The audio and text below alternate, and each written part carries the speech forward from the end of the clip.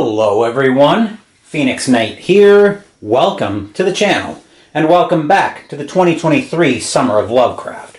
Yig looked to have control of last week's game of Eldritch Horror, but thanks to our resident nun with a gun, we stole the game and drew first blood to take a 1-0 lead. As a result, due to that win, our investigators will start off with an extra item. I'll detail how we're going to determine what each investigator will start with for the extra item when we go through the investigators.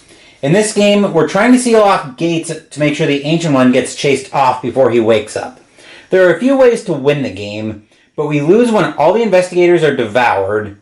In addition, if an investigator is defeated during the final battle, should we get that far, we'll swap the defeated investigators out. That's not a rule in the game as it is. That's a rule specific to the Summer of Lovecraft, and it will also be in effect during Christmas in Arkham later this year. With that, let's go meet this game's incarnation of Yig along with the Herald that we're playing with today.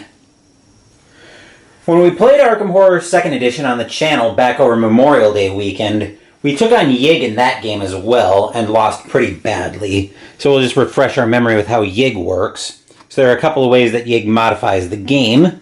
First up is Yig's anger.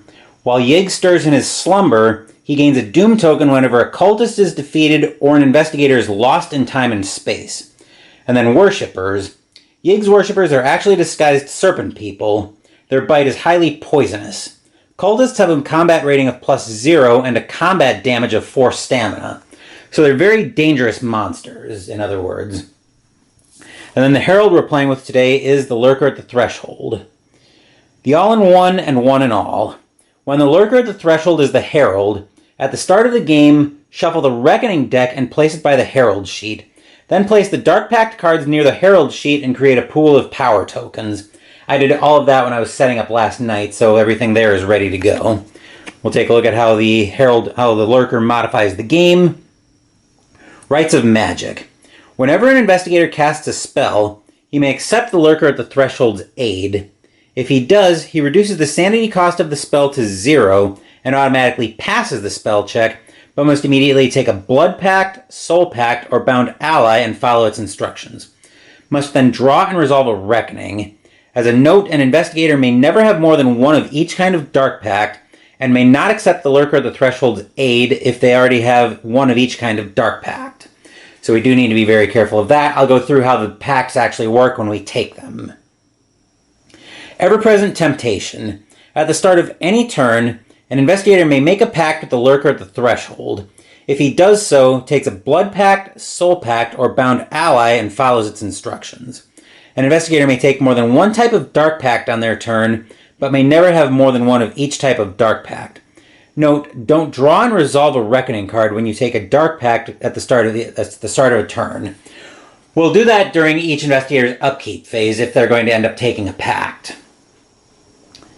Then we have the One Beyond. Each time a gate opens, draw and resolve a Reckoning card. Don't draw and resolve one for the gate that opens at the start of the game, and they shall break through again. Investigators receive -1 to fight and lore checks to close or seal gates. The way I'll account for that, just so you're not confused by the verbiage I'm using, the way I'm going to account for that is when the gate first comes out, you'll hear me add a +/-1 to the gate for the check on that. So for example, a +0 gate would become a -1 gate. Just so you're not confused at how I'm kind of wording that and accounting for it. So that's Yig and the Lurker met. Now let's go through the Arkham Horror 2nd Edition incarnations of our investigators.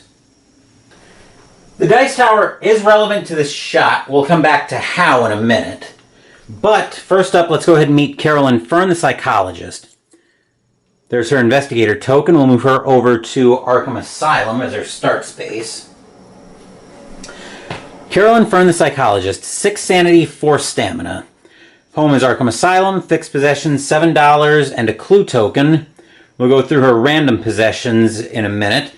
Upkeep phase. Her special ability is psychology. During upkeep, Carolyn may restore 1 sanity to herself or another character in her location. She can't raise a character's sanity higher than that character's maximum sanity. There you can see her stat lines. We won't go through all of those. We will take a look at her personal story, though.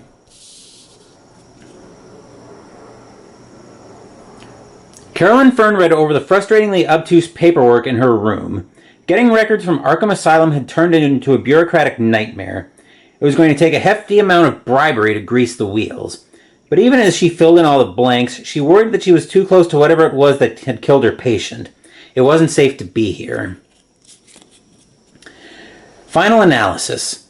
If Carolyn is at Arkham Asylum during the upkeep phase, she may spend $15 to place Cured in play.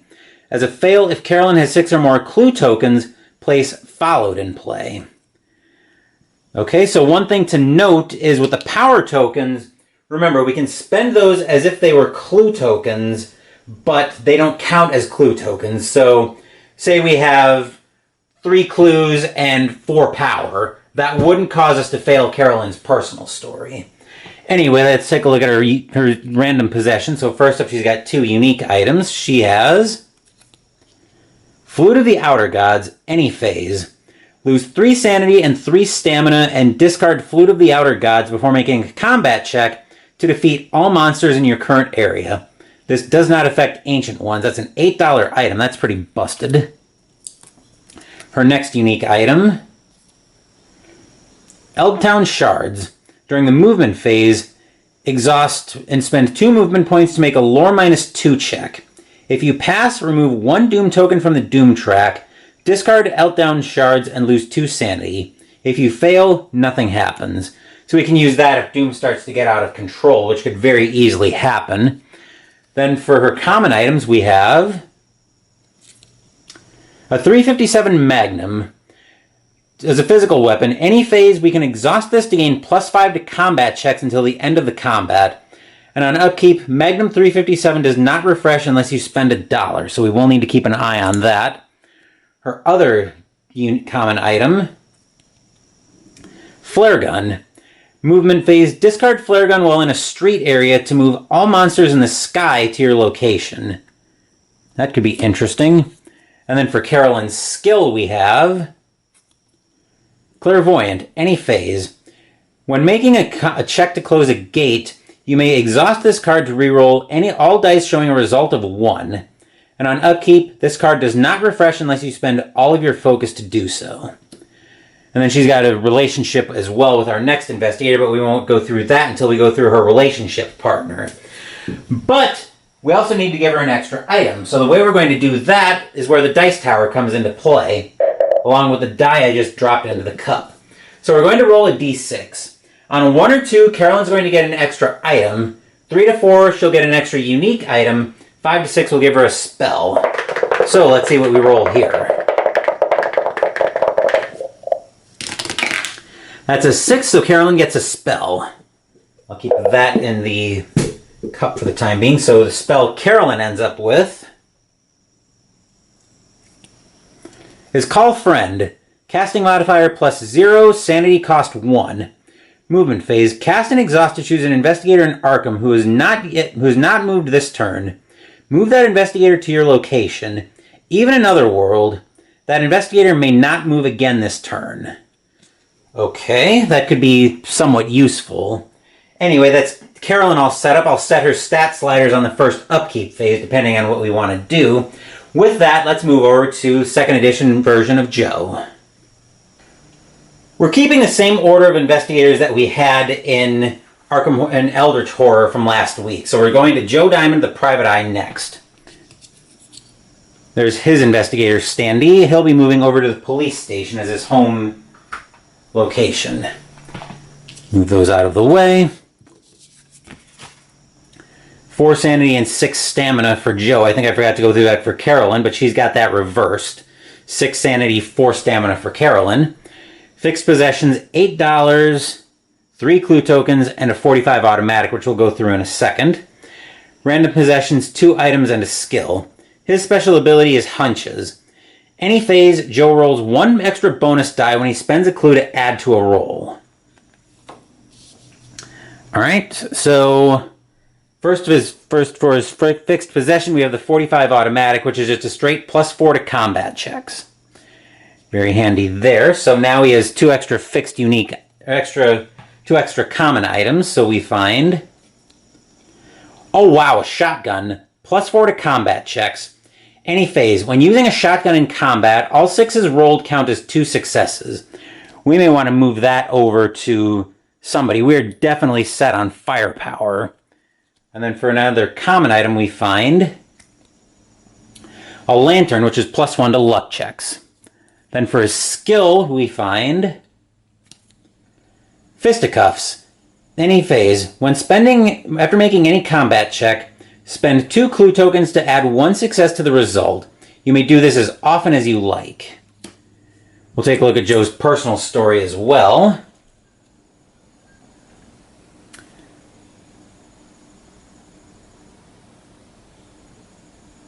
It's not the statue itself, Mr. Diamond. It's what's inside that's important. Carl Sanford sat behind his dark oak desk looking coolly at Joe. I'll get it back, spat Joe. And those goons that took it, I'll add them on as a bonus. That would be just fine with us. Sanford narrowed his eyes. We at the lodge are anxious to meet these thieves. Uh-oh. Hard-boiled. If Joe is at the Silver Twilight Lodge during the upkeep phase, he may spend 5 toughness worth of monster trophies and 1 unique item to place finish the job in play. Fail. If Joe discards a unique item, place no dice in play. Alright, so similarly we need to get Joe a bonus item from victory against Yig last week. Same roll parameters as Carolyn. Joe will find a unique item. So he's at least halfway home on the personal story. Joe's unique item is an astral mirror. Any phase, discard astral mirror to discard an environment mythos card from play, then lose 1 sanity. So not that great, but we do need to have an eye on that in terms of Joe's personal story.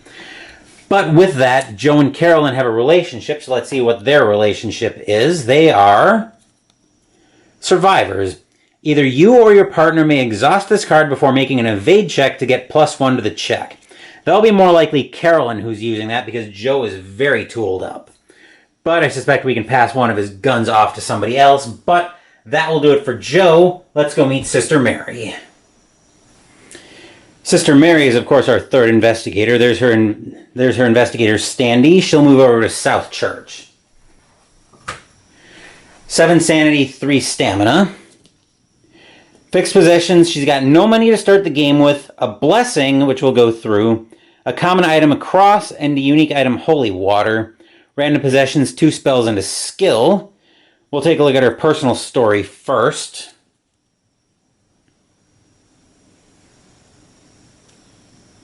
How could this be? Had she become modern-day Job, cursed and tested in her faith?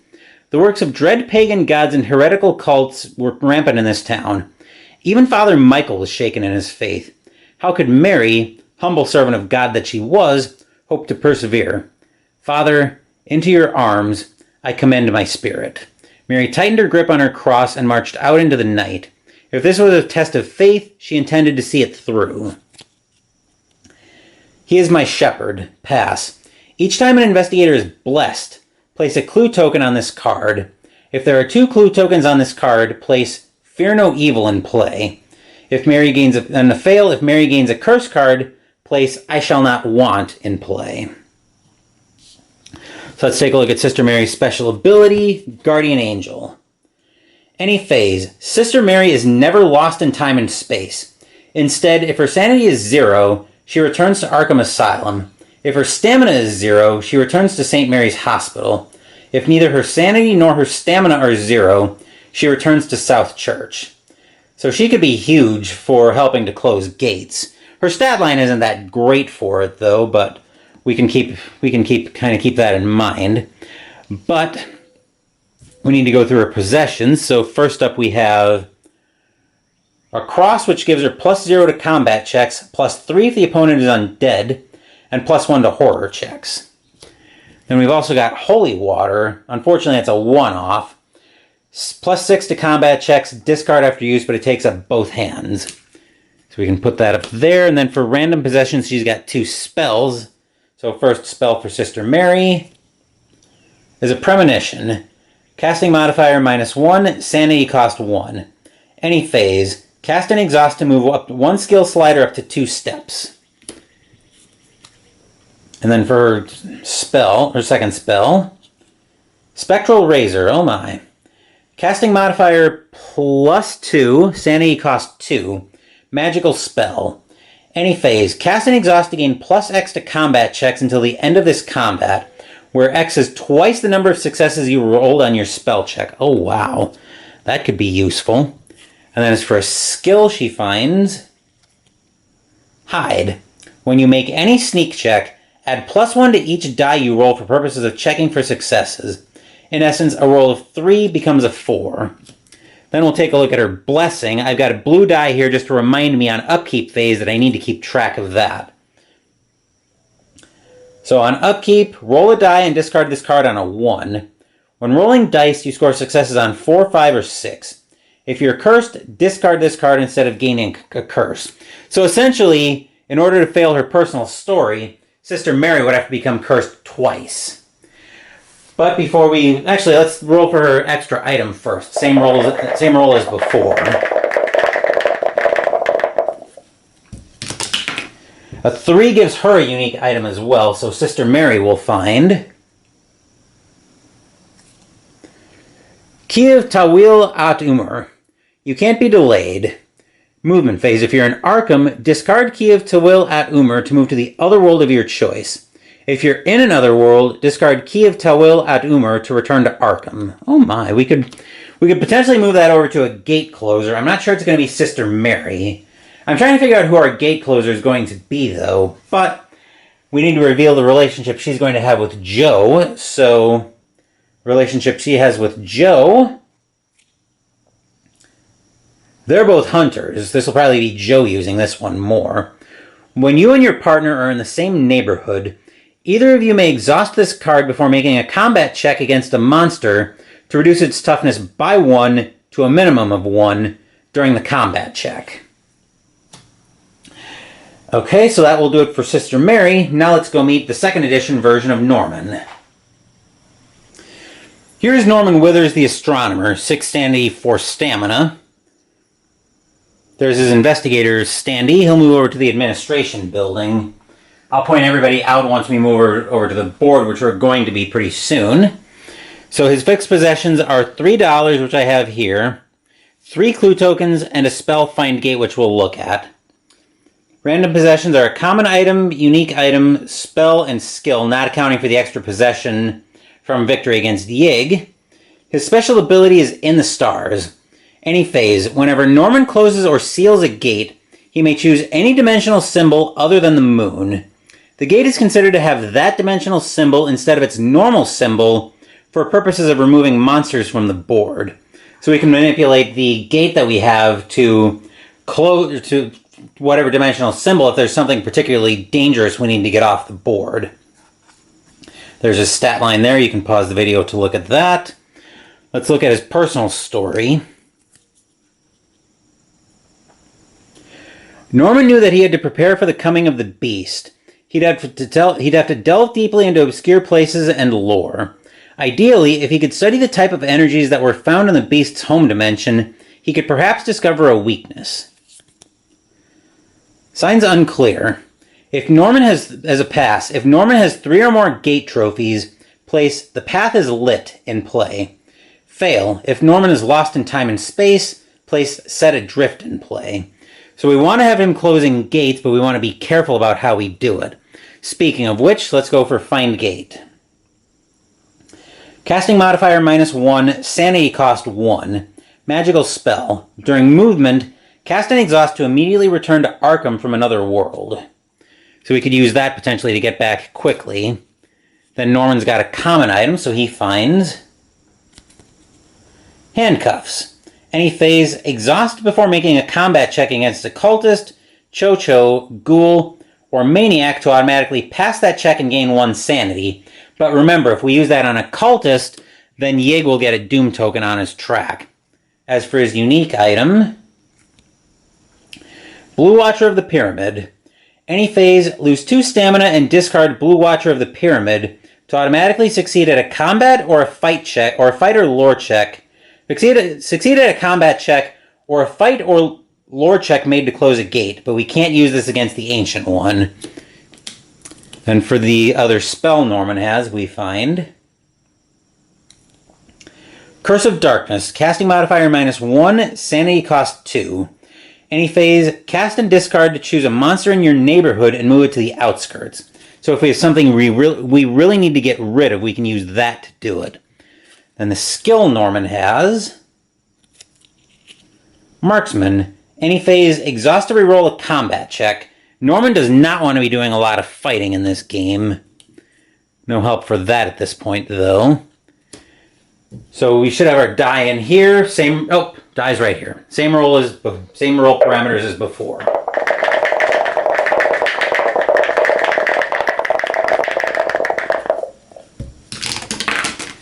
A 4 gives Norman a unique item. So let's see what Norman finds here. We find the Throne of Carcosa. When you gain this card, choose a street area in Arkham and place this card there. Any investigator ending his movement in that street area may spend sanity up to his focus. For every sanity spent, the investigator gains a stamina. Well, we seem to mostly be at sanity premium on this team, so I think we're going to put this... You have to end there. So let's put this in... Let's put this in Rivertown Streets. Okay, so we've got 2 relationships to reveal now for Norman. First is relationship with Sister Mary. So Norman and Sister Mary are keen analysts. If you and your partner are in the same street, same location, or street area, and you both have at least 2 clue tokens, either of you may exhaust this card to gain 1 clue token. That could be handy. As for his relationship with Carolyn, Norman and Carolyn, take me instead. While you and your partner are in the same location or street area, anytime either of you loses sanity, loses stamina, or is arrested, cursed, or delayed, the other may choose to suffer the effects instead. If the Ancient One has awakened, this card may not be used. And yes, that is chose as a typo on the card. So I think that's everything set up. Now we need to move over to the board and finish up setup. Our team is actually fairly spread out in this game. So we've got Carolyn up here at Arkham Asylum, Joe's down here at the police station, Sister Mary's over here at South Church, and Norman's up here at the administration building. So I think if we divide the board into quadrants, we've got an investigator in pretty much every quadrant. And then Norman's Throne of Carcosa is over here in the Rivertown streets. Terror Track's at 0. So now we need a Mythos card to start the game, and we can't start the game with the rumor. So let's find out what we've got here. Okay, that's actually a pretty good rumor to start the game with. So the Witch House is where our first gate's going. Clue is moving to the Black Cave. I'm just going to shortcut that real quick. We'll find where our first gate is sending us. So the gate at the Witch House is sending us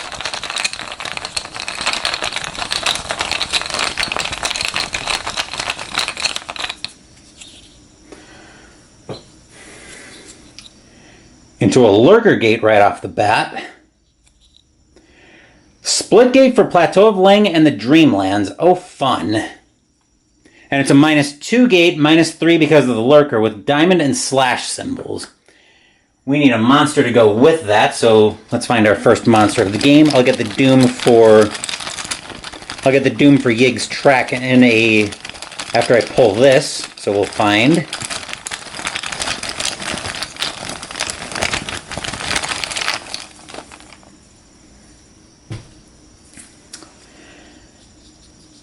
oh geez, a Hound of Tyndalos has a -1 to a sneak past. It's a square monster. Green border means it's got special instructions, which we'll find out more about on the back. Physical immunity. When it moves, the Hound of Tyndalos moves directly to the nearest investigator inside a location in Arkham, other than the hospital or the asylum. -2 on the horror check or you lose 4 sanity. -1 on the combat check or lose 3 stamina. 2 toughness to kill it. Okay, so next up we moved the clue already. So the clue went to the Black Cave. Slash, triangle, star moves on white, hexagon moves on black, none of which we have. We have an environment card that I'd like to keep around for a while. Noden's Favor, Environment Mystic. It costs 2 fewer clue tokens to seal gates. So we need 3, which means if we could get Norman there in a million, which means if we could get Norman there right away, we could potentially seal that, but I don't think Norman is getting past the Hound of Tindalos. Unless I potentially use bait to... Unless I potentially try to draw it over to somebody else with bait and more firepower. But that's everything we need to get into the game, so let's move into our first upkeep phase, and Carolyn will be our first player.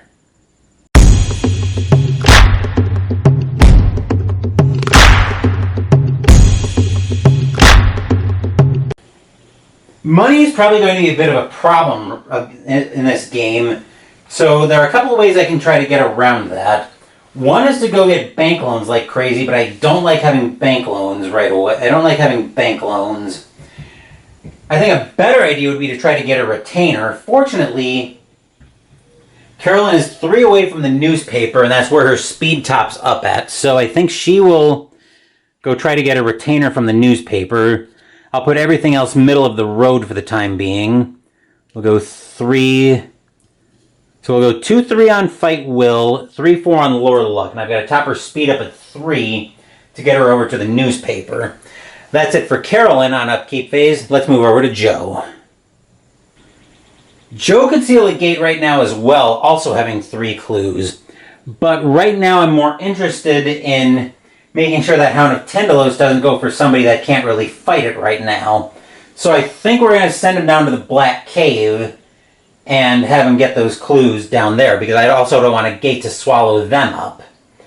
Plus, if I move him 3 away, I can make sure that... Plus, if I move him 3, if I get him to 3 spaces away from the Hound of Tindalos, then I can choose who I want the Hound to go after when it moves. So, because everybody will be equidistant at that point.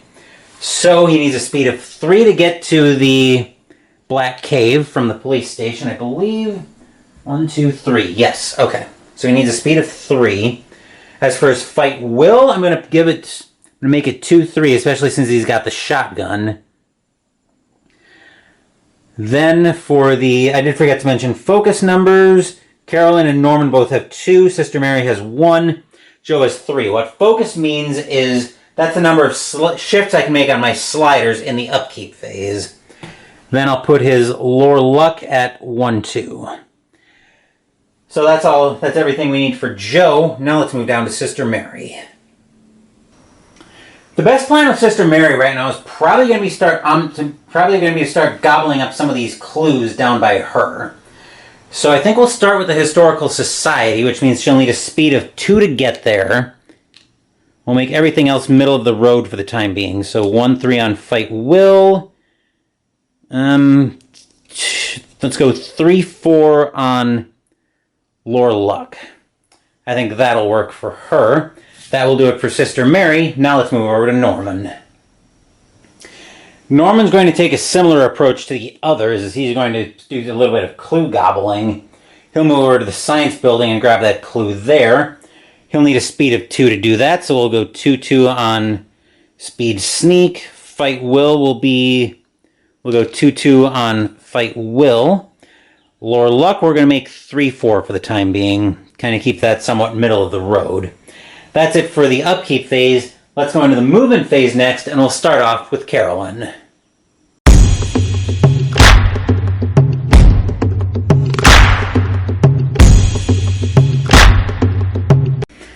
We'll get Carolyn, Joe, and both of their destinations in shot. So Carolyn will move 1 to the downtown streets, 2 to the north side streets, and 3 up to the newspaper. As for Joe, he'll move 1 to Easttown streets, 2 to Rivertown streets, 3 to the Black Cave, and grab these 2 clues. So that'll bring him up to 5, which means we can definitely get him into a gate.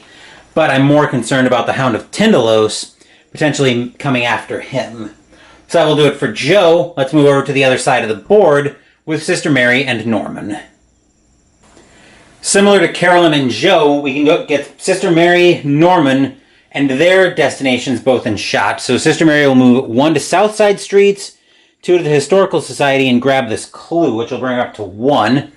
Then Norman will move 1 to Miskatonic University Streets, 2 to the Science Building, and grab that clue, which will bring him up to 4. That was a very uneventful movement phase. So now we'll go into the Arkham Encounter phase, and we'll go say hello first to Carolyn.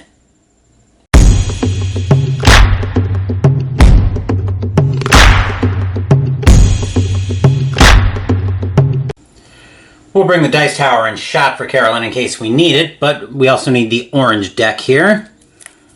Give this a shuffle.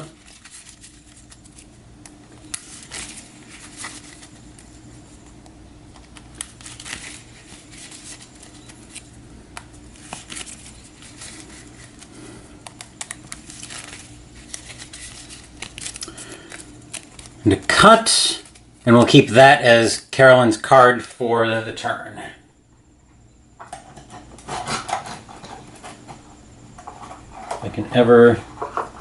I did forget to put the Doom on Yig's track. I will see to that right now while I'm thinking about it. There's the Doom token going on Yig's track. But coming back to Carolyn, at the newspaper we find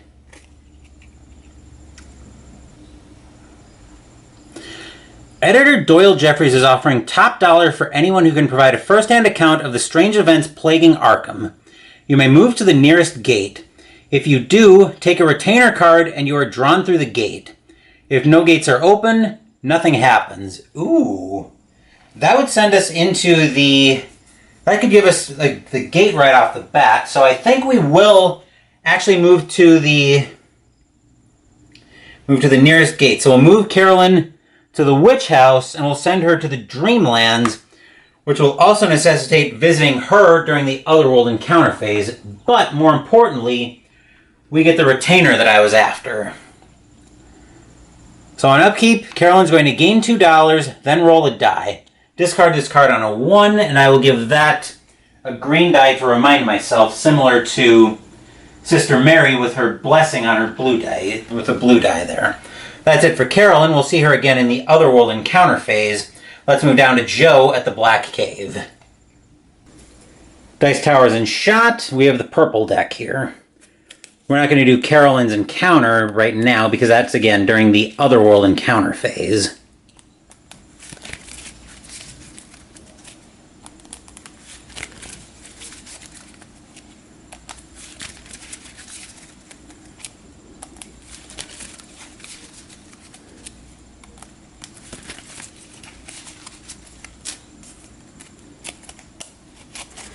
Alright, and our purple card for Joe.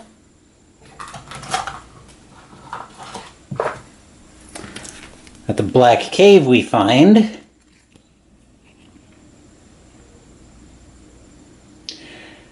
you hear a child's cries for help from deep within the cave, if you ignore them, the guilt haunts you whenever you are nearby and you're barred from Rivertown.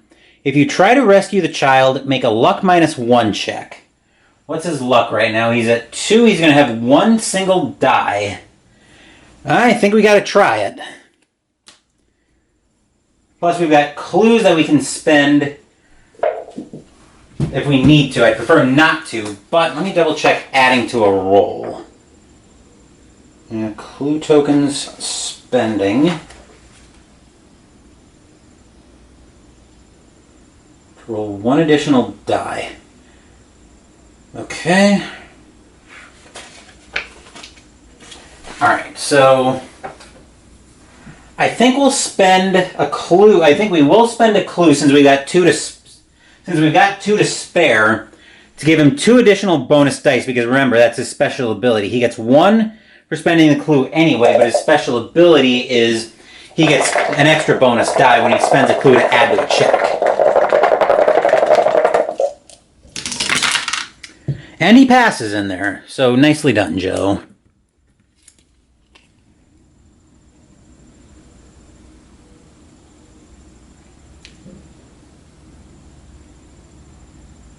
Bring this in a little bit closer. There we go. If you pass, you find her in a chamber covered with strange occult inscriptions and may draw 2 spells. We'll ignore the fail because that didn't happen for us. So Joe actually gets 2 spells out of that, which is a very good deal. So 1, 2. First up he finds Revelation of Script. Casting modifier -1, sanity cost 0, magical spell. Upkeep, cast and exhaust this card to gain 1 clue token for each unique item or exhibit item you gain until the end of the turn. Probably not that useful. And Dread Curse of Azathoth. This will probably be a lot more useful if we can get it to a decent lore character. Any phase, cast and exhaust to gain +9 to combat checks until the end of this combat. Takes both hands, casting modifier -2, sanity cost 2. So who's got good lore that we might want to pass that off to? That could be a Norman thing, actually. Especially since he's got the shotgun that he can already use for combat. But that will do it for Joe. Now let's move over to Sister Mary. Sister Mary needs the brown deck. Once it wants to focus. There we are.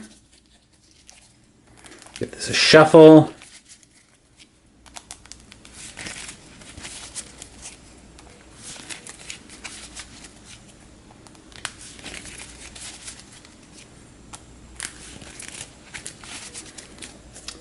And a cut. And there's our card for Sister Mary. Let's see what she's looking at the Historical Society. A monster appears and attacks as you approach the front door. Oh, great. Just what I didn't want to see. Monster bag ended up back here. So let's see what she's getting attacked by.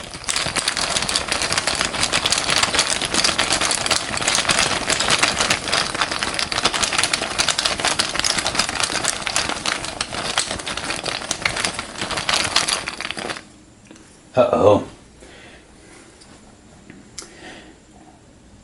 It's a cultist, because of course it is. -3 to sneak past. It's a moon monster. The famous chant. Yeah. I'm not going to try to pronounce that, because most of that I'm not going to be able to get to. But, so no horror check on that. Casting, so the result is +1, or she loses... So the combat check is a +1, or she loses 4 stamina. As much as I don't want to, I think we need to... Well, we're going to use the Spectral Razor. So she's going to lose 2 sanity. Casting and exhausting it to gain +X to combat check. So she's 3, 5, where X is twice the number of successes. So we'll get 5 blessed dice. And remember, for Sister Mary, 4s, 5s, and 6s are successes.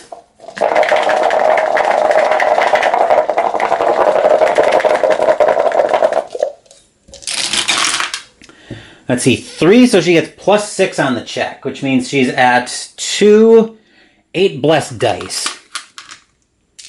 So 5, 6, 7, 8. We need just a single success. This is going to put another doom on Yig, but I can't help it at this point.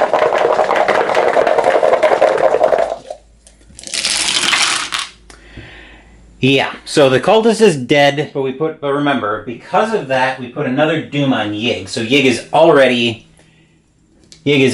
up to 2 doom, which is not where I want to be this early in the game. Before we even had our second Mythos card, but again, I didn't want to have Sister Mary trying to deal with that. But that will do it for Sister Mary. Let's move up to Norman. Yellow deck for Norman. We'll give this a shuffle as well.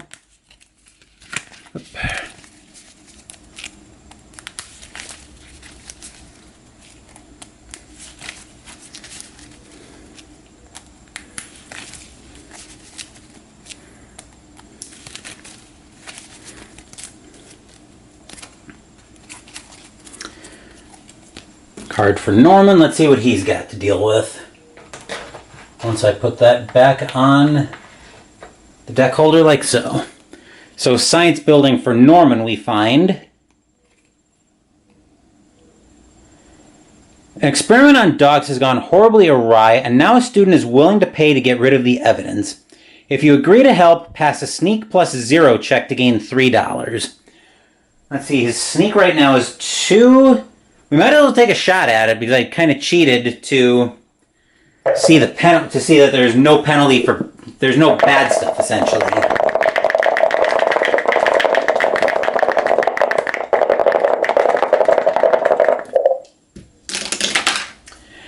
And we fail that. I'm not going to spend any clues into this because I have a feeling we're going to need all the clues we can spare. So that will do it for Norman. That'll do it for the Arkham Encounter phase. Otherworld Encounter phase, and thanks to her encounter, Carolyn is waiting for us in the Dreamlands.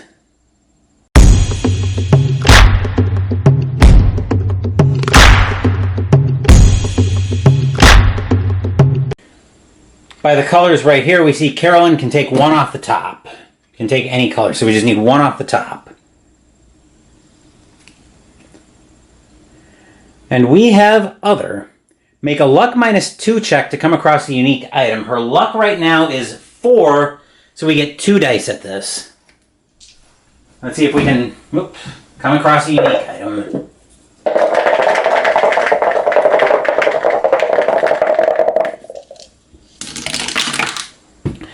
We cannot, and I'm not going to spend any clues on this. So that was an uneventful encounter for Carolyn. That will do it for the Otherworld Encounter phase. Let's move back up top for the Mythos phase.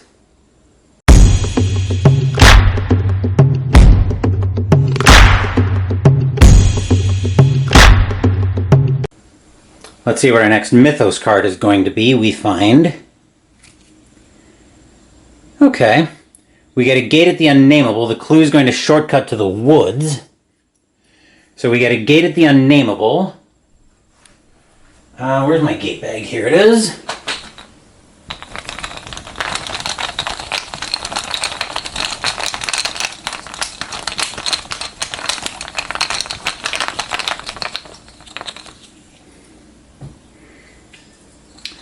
Normal gate this time. We find the Abyss. Ooh, this is a hexagon gate. -2, -3 because of the Lurker. Then we need a monster to go with that.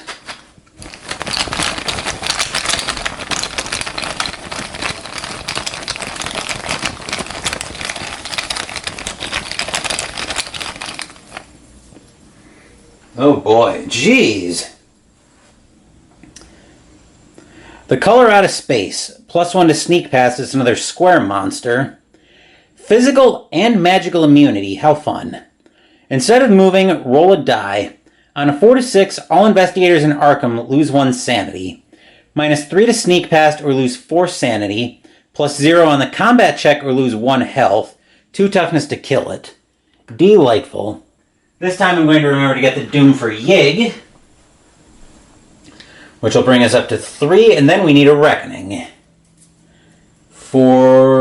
Yep, each time a gate opens. So except for the one that we had at the start of the game, we'll give this a quick shuffle. We've got the Reckoning deck right here.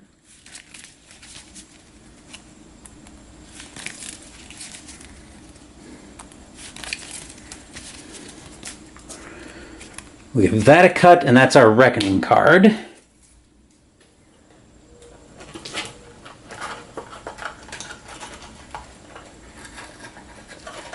There we go. Trying to get the Reckoning deck back in there. So now we find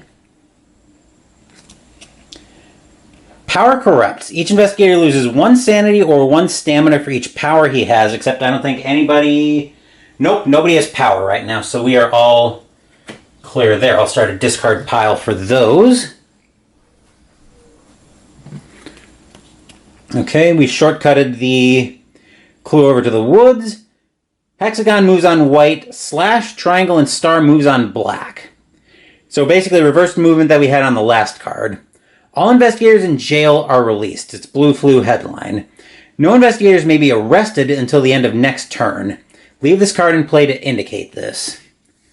Alright, that's not too bad. At least we still have our Environment Mystic card. That'll do it for round 1, so we're into round 2. Let's move into a new upkeep phase, and Joe will be our first player.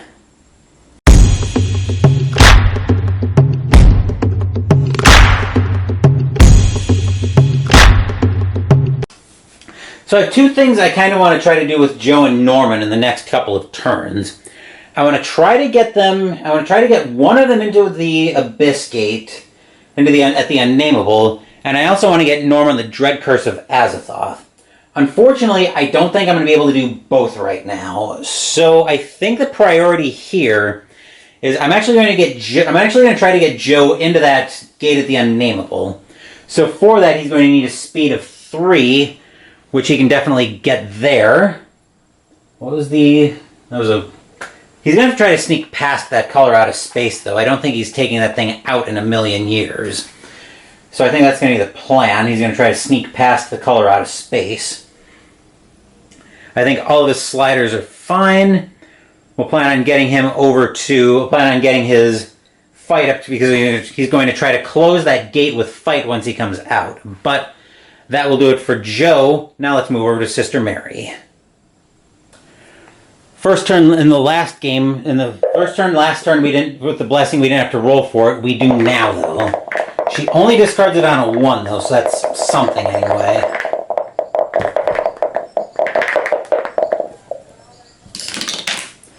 Which, that's a 2, so we just barely hold it. Let's see, what does Sister Mary want to do here? Do I want to send her...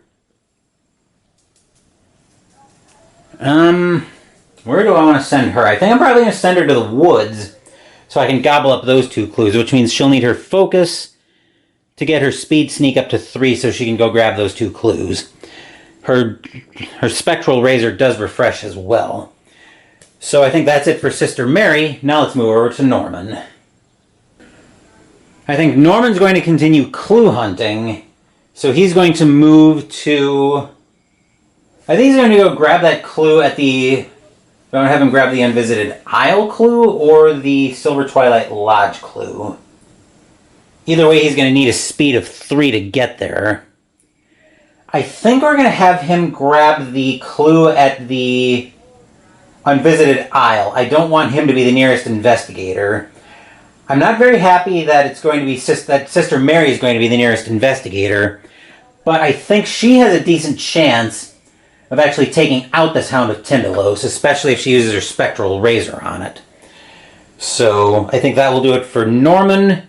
Let's move up to Carolyn. Carolyn's retainer gives her $2, and like with Sister Mary with her first turn with the blessing, Carolyn doesn't have to roll for it. So all she's doing this turn is moving to the second half of the Dreamlands. I'll leave her sliders as is. Call Friend is basically El Hot Garbaggio right now because we can't do anything, because we really can't do anything with it. Because everybody will have moved and Carolyn's the last investigator. So I think everything's all done with Carolyn's upkeep. That's actually it for the upkeep phase. Let's go to the movement phase next, and we'll go say hello to Joe.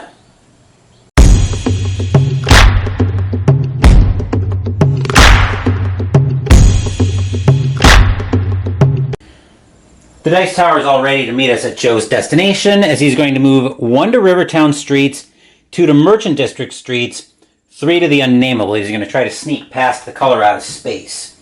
He's got a sneak of 4, plus 1 is 5 dice. All he needs is a single success, and he'll be into the Abyss.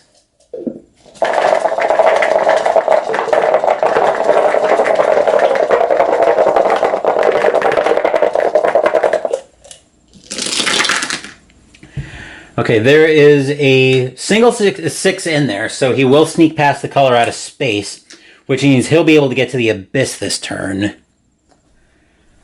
Actually, I do have an idea on how I could do this, but that will do it for... I'll have to think about that later. That will do it for Joe. Now let's move over to Sister Mary. Sister Mary, Norman, and both of their destinations are in shot, so Sister Mary will move 1 to Southside Streets, 2 to Uptown Streets, 3 to the Woods, and grab both of these 2 clues, which will bring her up to 3, so she could definitely go seal a gate right now with Nodin's favor. As for Norman, he'll move... Actually, that would make Norman the nearest investigator, wouldn't it? I just realized I was going to send him to the Silver Twilight Lodge, but if I do that, he becomes the nearest investigator rather than him and Sister Mary being equidistant. So I think the better idea is going to be, he still has a speed of 3. Yeah, I don't want Norman to be the nearest investigator right now, so he's going to move 1 to Miskatonic University streets, 2 to the Merchant District streets, 3 to the unvisited Isle, where the result will be the same either way. Norman will end up with a clue. That will do it for Norman. Now let's move down to Carolyn. Blink, and you miss Carolyn's movement. She moves into the second half of the Dreamlands. That's it for Carolyn. That's it for the movement phase. Arkham Encounter phase next, and let's go say hello first to Joe.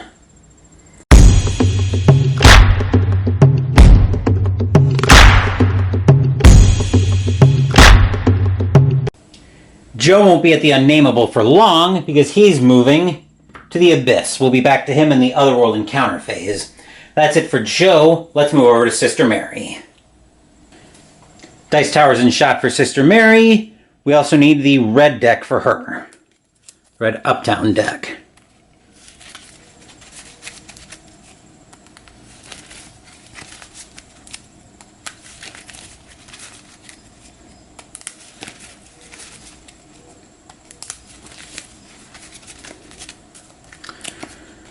To cut, and let's see what Sister Mary is doing once I put this deck back.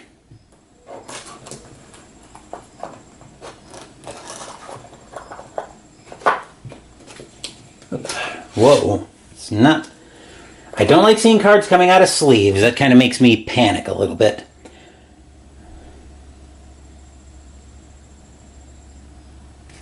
Let's see, looking at the woods. You find the body of a foreign grifter that followed the museum exhibit into town.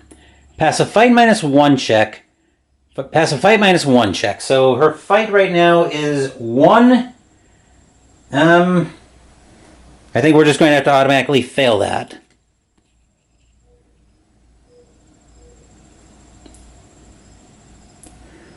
Or become nauseous and move to the street. That could have been a lot worse. So we'll bring the Dice Tower over toward Norman. Oop. Once I bring the camera back into position, bring the Dice Tower over to Norman, and we'll move Sister Mary to the street. Speaking of Norman, that's it for Sister Mary. Let's go move up to Norman at the Unvisited Isle.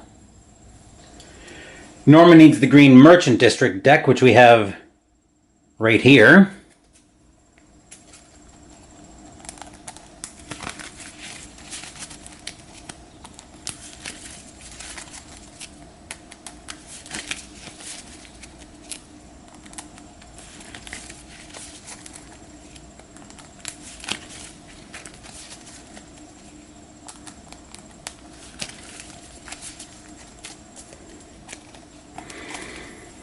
There's our card for Norman. We'll put the deck back and we'll see what Norman is dealing with here.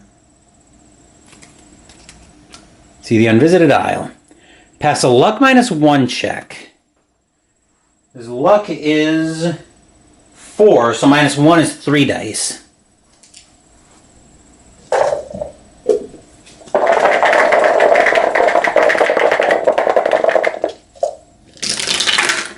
And we get a pass, although with 2 1s, that's pretty rubbish.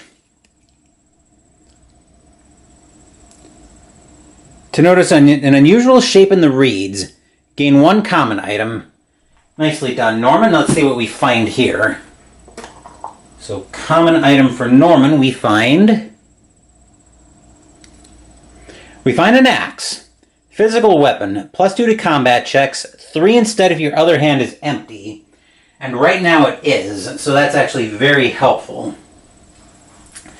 But that will do it for Norman. That will do it for the Arkham Encounter phase. Otherworld Encounter phase next. The reason that'll do it for the Arkham Encounter phase is because Carolyn is actually in the Dreamlands. So that will do it for the Arkham Encounter phase. Otherworld Encounter phase next, and let's go say hello first to Joe.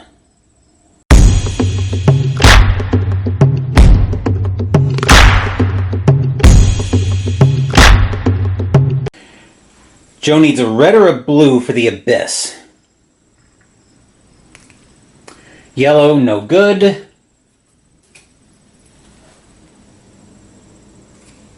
Yellow, still no good. Yellow, still no good.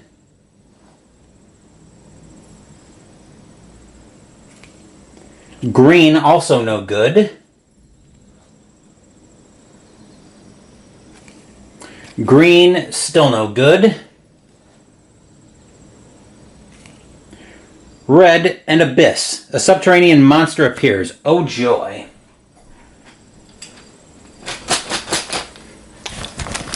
Let's see what Joe finds here.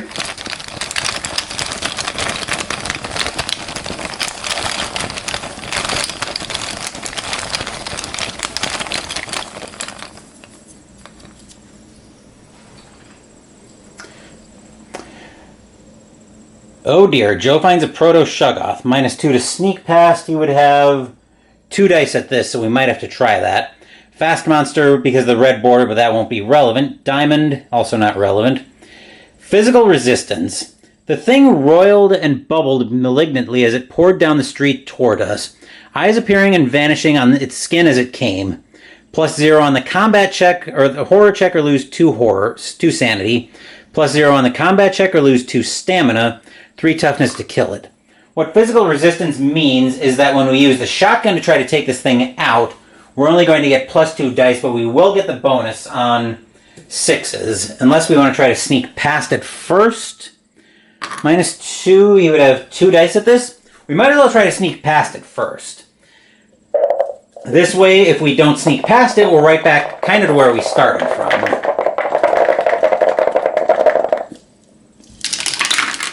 Which we do sneak past it, so we don't have to worry about fighting that Proto-Shuggoth. Joe probably could have taken it out, but I just didn't want to expend the effort if I didn't have to. That's it for Joe. Now let's move over to Carolyn in the second half of the Dreamlands. Let me see if I can straighten that out just a bit. Okay, Carolyn will take 1 off the top. Stars are right. Shuffle the gate deck and keep drawing until you get an encounter of the right color. Okay.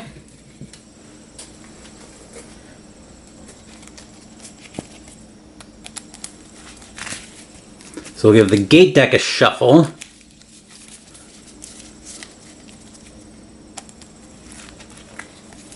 Come on.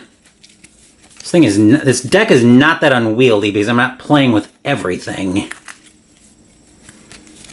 Apparently even just 1 expansion is enough to make it very unwieldy.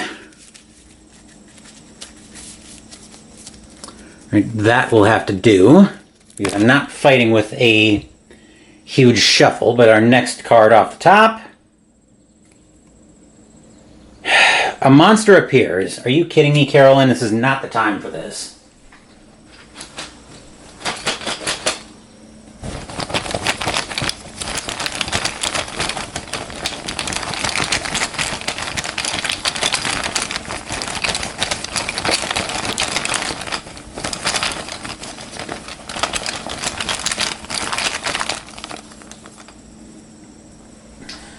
What do we find? We found a crawling one. -1 to try to sneak past. Yikes. This could be a problem. We might have to spend a die just to try. Physical resistance. Before making a combat check against crawling one, roll a die. X is equal to the result of the die roll. -3 on the horror check or lose 3 sanity. -X on the combat check or lose 2 stamina, 1 toughness to kill it. Yeah, Carolyn's going to have to try to sneak past this. So, although we do have a weapon, which we might have to use. So we're going to spend a clue to try to sneak past it. Hopefully we can sneak past the crawling one.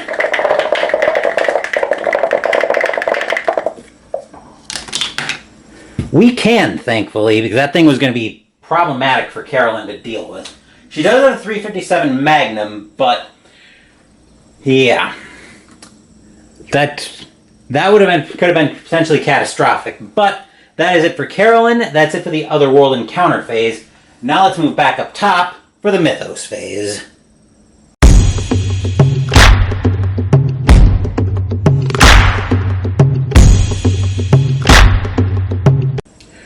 We are in a little bit of danger if we have square monster movement, because by pulling Sister Mary out of the woods into the uptown streets, that makes Norman the nearest investigator in a location. So we have to hope this card doesn't have square monster movement, because we're going to have big problems if we do.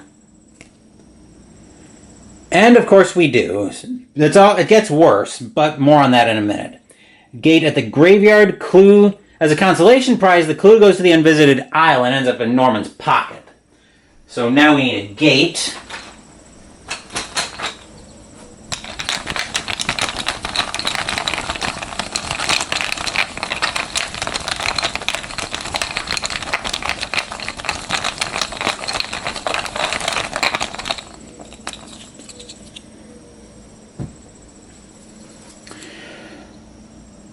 Normal gate gives us the Abyss again, -2, -3 because of the lurker. That goes to the graveyard. Once we get the monster, I'll handle the other details that go with the gate.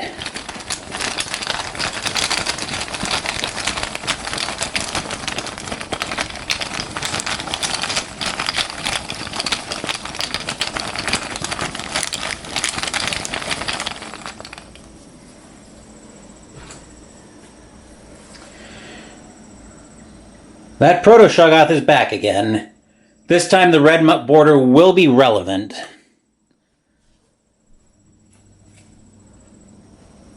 Let's see, I found the... Okay, I moved the clue to the unvisited isle, which went to Norman's pocket.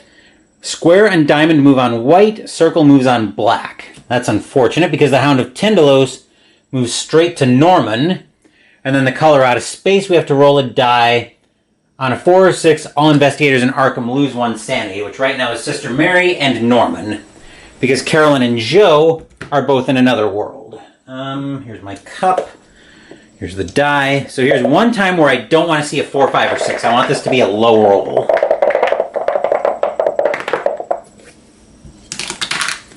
That's a 2. That we can work with. Alright, then the color... Okay, so we just rolled for that. Then the Proto-Shoggoth, once I get the dice tower back out of the way, is going to move 2 on white. So it's going to move 1 to Rivertown Streets and 2 to the French Hill Streets. So the way to the Abyss is now clear. Which actually kind of gives me a little bit of an idea, but we'll have to think on that. Anywho... Right, so we did monster movement. Alright, now we go to the event. Solar eclipse, environment mystic. Due to the interference of the solar eclipse, no spells may be cast. Which unfortunately does lose us Nodin's favor, but... Okay, right, hang on. I've got to put another doom up on Yig. I am always so nasty about forgetting about that. So we've got 4 doom right... How do we have... Oh, we defeated a cultist. That's how we have 4 doom. And then we need to draw a reckoning card. We find... He is everywhere. If every investigator has 1 or more dark pacts and or 1 or more power, add a doom token to the doom track, which thankfully we don't. Because if we did that, we'd be halfway home in terms of waking Yig up. So that's more than a little relieving on that front. But that will do it for the Mythos phase. Upkeep phase now, and Sister Mary is our first player.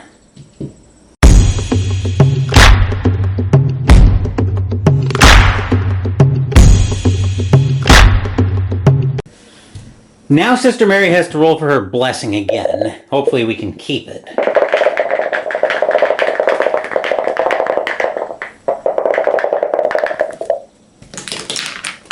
There's a 4, so we definitely keep that. Let's see, what do we want to do with Sister Mary? We can't... Actually, is that Hound of Tindalos physically or magically immune? It's physically immune. So we could go try to free Norman, because my idea involves him being able to move this turn. Did you get up to the... Yes, she could get up to the unvisited isle. So yeah, that might be worth a shot, trying to get her up to the Unvisited Isle so I can free Norman.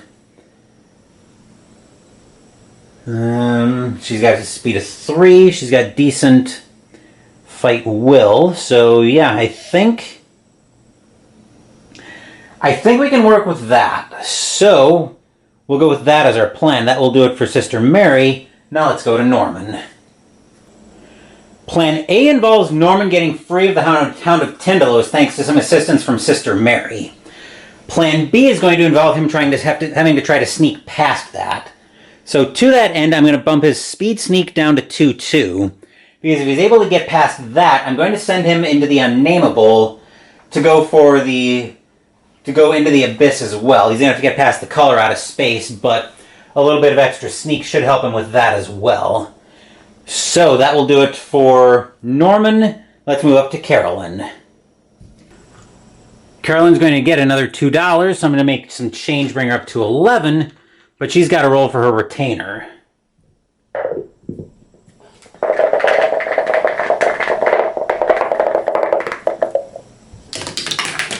She keeps it because she only discarded on a 1. So Carolyn's getting ready to come out of the Dreamlands into the split gate at the Witch House. I'm going to bump her lore luck up to 5-2. I don't want to take a soul pact just to try to get power to seal the gate. I would rather do that when I have additional clues as well, so I can use those as rerolls. So I think I'm just going to content myself with a hopeful closure on the Witch House gate.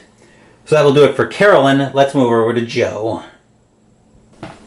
3 focus is exactly what Joe needs to bring his fight will up to 5-0 because he's going to try to use his fight, to close the gate at the... We're going to close the gate at the Unnameable, actually. Yeah, he'll have a better chance of trying to either sneak past or maybe fisticuff his way past the color out of space. That will do it for Joe. Let's move... Actually, that will do it for the movement phase. Let's move over to the... That's the upkeep phase, actually. Let's move over to the movement phase, and we'll move over to Sister Mary.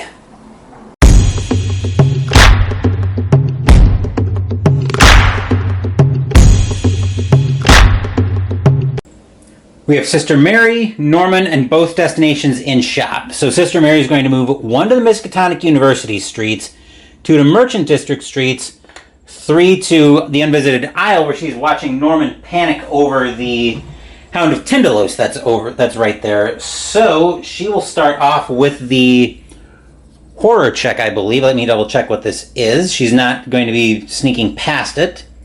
She's a -2 on the horror check, so her will is 3, plus 1 is 4, minus 2 is 2, but she is blessed.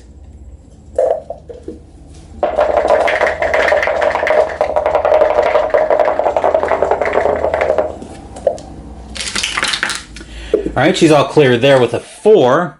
Then she's going to cast Spectral Razor to pay another 2 sanity for the spell cost. Probably going to need to move her up to Arkham Asylum pretty soon. Cast an Exhaust with 5 dice to gain plus X, where X is twice the number of successes. So we want to see a lot of successes here.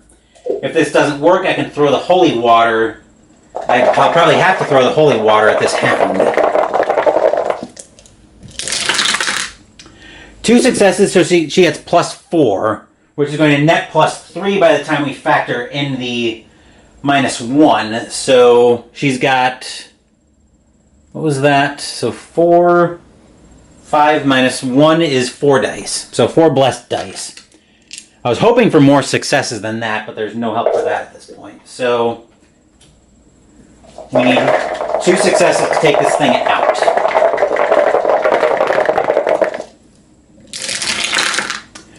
Which that will work nicely. So the Hound of Tindalos has been defeated. Which means now we can put the plan in motion, as Norman will move 1 to the Unvisited Isle, 2 to the Unnameable, and he'll try to sneak past the color out of space. With 2 plus 1 is 3 dice.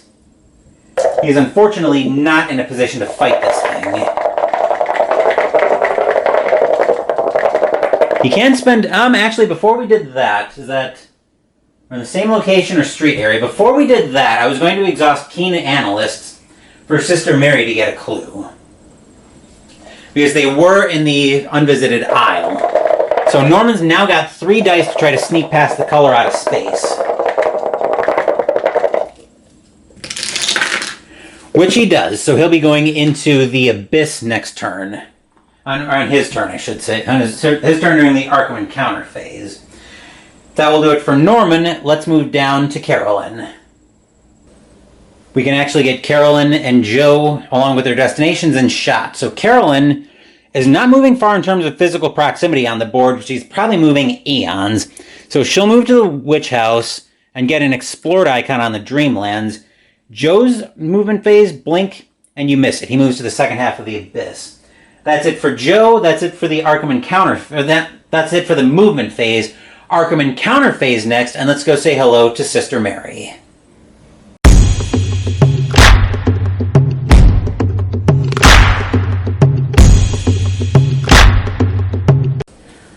Green deck is what we need for Sister Mary. I've got that right here.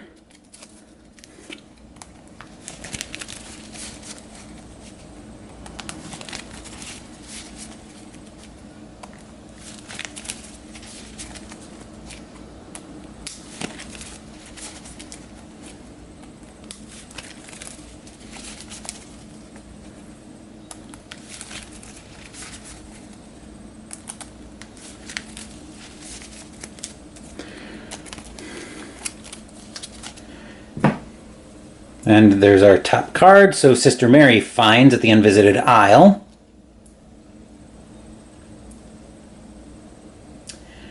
You come across a man examining some old bones.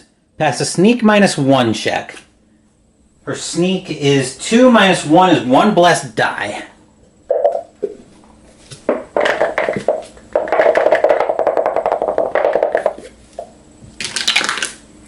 Three is... Actually, sneak -1 check. When you make any sneak check, we get to add +1 to each die. So that's actually a pass.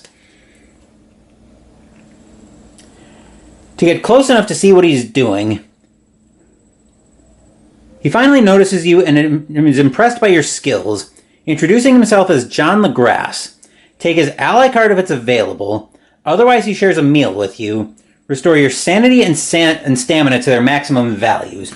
I almost hope his ally card is not available. John LaGrasse. It is not. The reason I was hoping it wasn't available is because we actually gained 4 sanity from that, which is very helpful. So now we can start casting Spectral Razor like crazy again. But that will do it for Sister Mary. I think we have Norman in shot as well. I will double check. Yes, we do. Norman is going to move to the first half of the Abyss. So we've got a little bit of a plan here, but I'm getting ahead of myself there. That was Norman's Arkham Encounter phase. We'll see him back in the Otherworld Encounter phase. Next up, let's move down to Carolyn. Carolyn has 2 dice against the gates that she took a retainer for. So let's see what happens here. Carolyn closes it with flying colors, which means we can lose that. That will move as a gate trophy over to Carolyn in a second, but... Come on.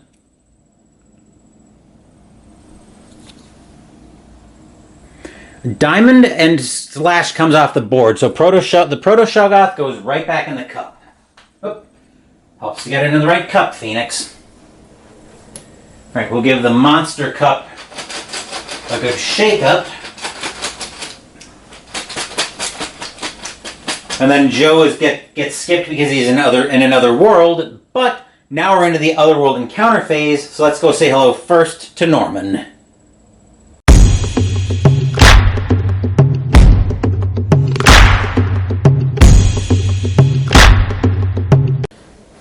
Both Joe and Norman are going to need red or blue cards. Norman is up first, though, we find. Green won't do. Green still won't do.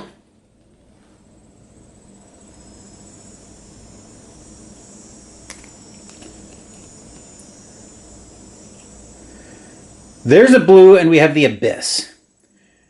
You climb a long stone stair towards Sarcommand. Make a fight +0 2 check. So what that means is we're making a fight +0 check, but we need 2 successes. So we do have 2 dice to roll at this, but both of these need to be successes.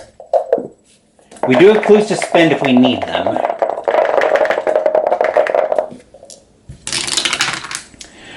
Alright, so time to start spending clues. So there's 1. Actually, if you pass, move to the Dreamlands. If you fail, you become exhausted and must stay here next turn. So I'm cheating on the fail, but the fail is kind of important. Immediately return to Arkham from another world. So we can get out if we need to.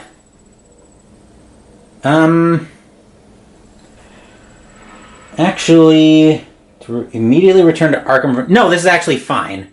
We'll actually eat the fail on that one. Norman will become exhausted and stay here next turn. Theoretically, anyway. But more on that in a minute. Now I need to find the exhaustion tokens that I like using. Here they are. So once again, if you haven't guessed by now, I'm going for the brass-backed tokens from LCG that I like so much. So Norman's exhausted. He theoretically has to stay there next turn, but getting a little bit ahead of myself there. Joe is in the same boat where he needs a red or a blue. Green won't do. We are finding a lot of yellow and green in this game. Yellow's still no good. Blue, this'll work. You stumble down a twisting passage and a monster appears. Oh joy. Oop, that's the gate bag. We want the monster bag.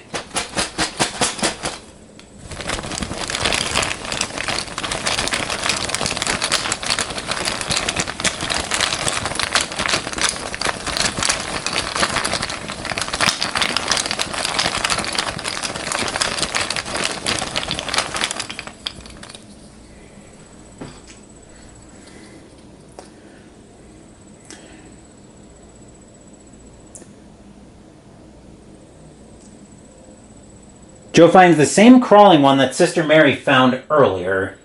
So I think we're going to try to sneak past it similarly. So 3 dice.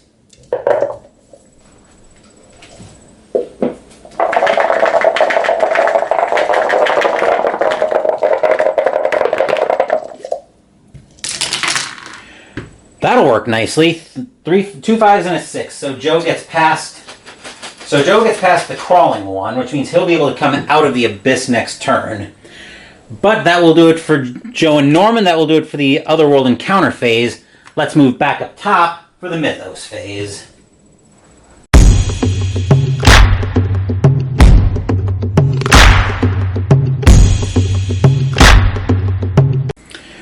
Card from the Deck of Doom. Hopefully it's another environment so I can get rid of this solar eclipse. It is. Okay. Gate at the woods. So we'll find a gate for the woods.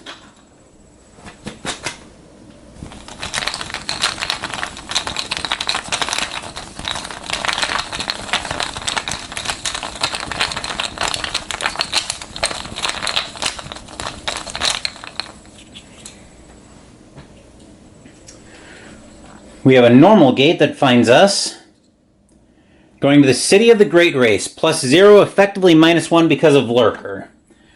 We need a monster to go with it.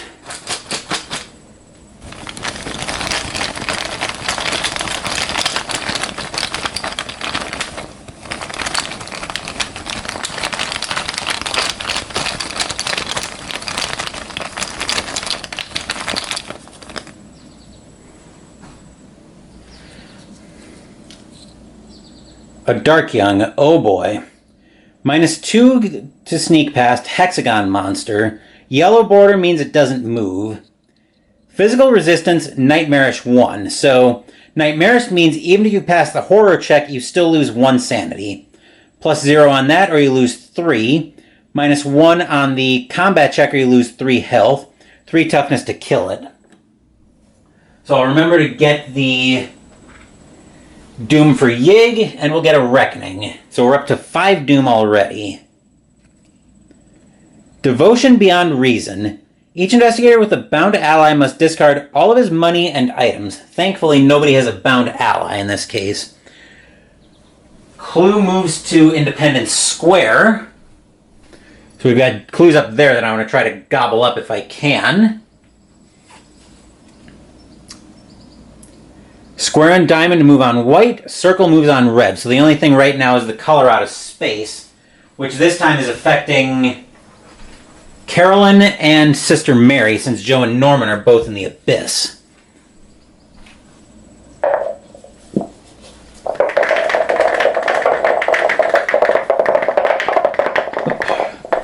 Looks like Norman's slider went flying. It looks like Norman's lore slider, I think it was on 3-4, went flying on me.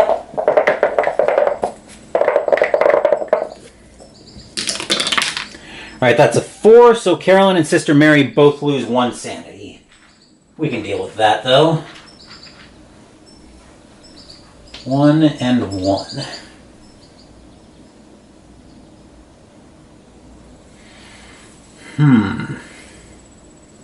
Okay, we still need to go through the event. Heat wave, environment, weather. Fight checks in Arkham are made at a -1 penalty. Lore checks in Arkham are made at a +1 bonus. Fire vampires have their toughness increased by 1, which at least gets rid of the solar eclipse, so now we can use spells. Blue flu is also gone because that was only staying in play until our next turn. That will do it for the Mythos phase. So now we're into a new upkeep phase, and Norman will be our first player.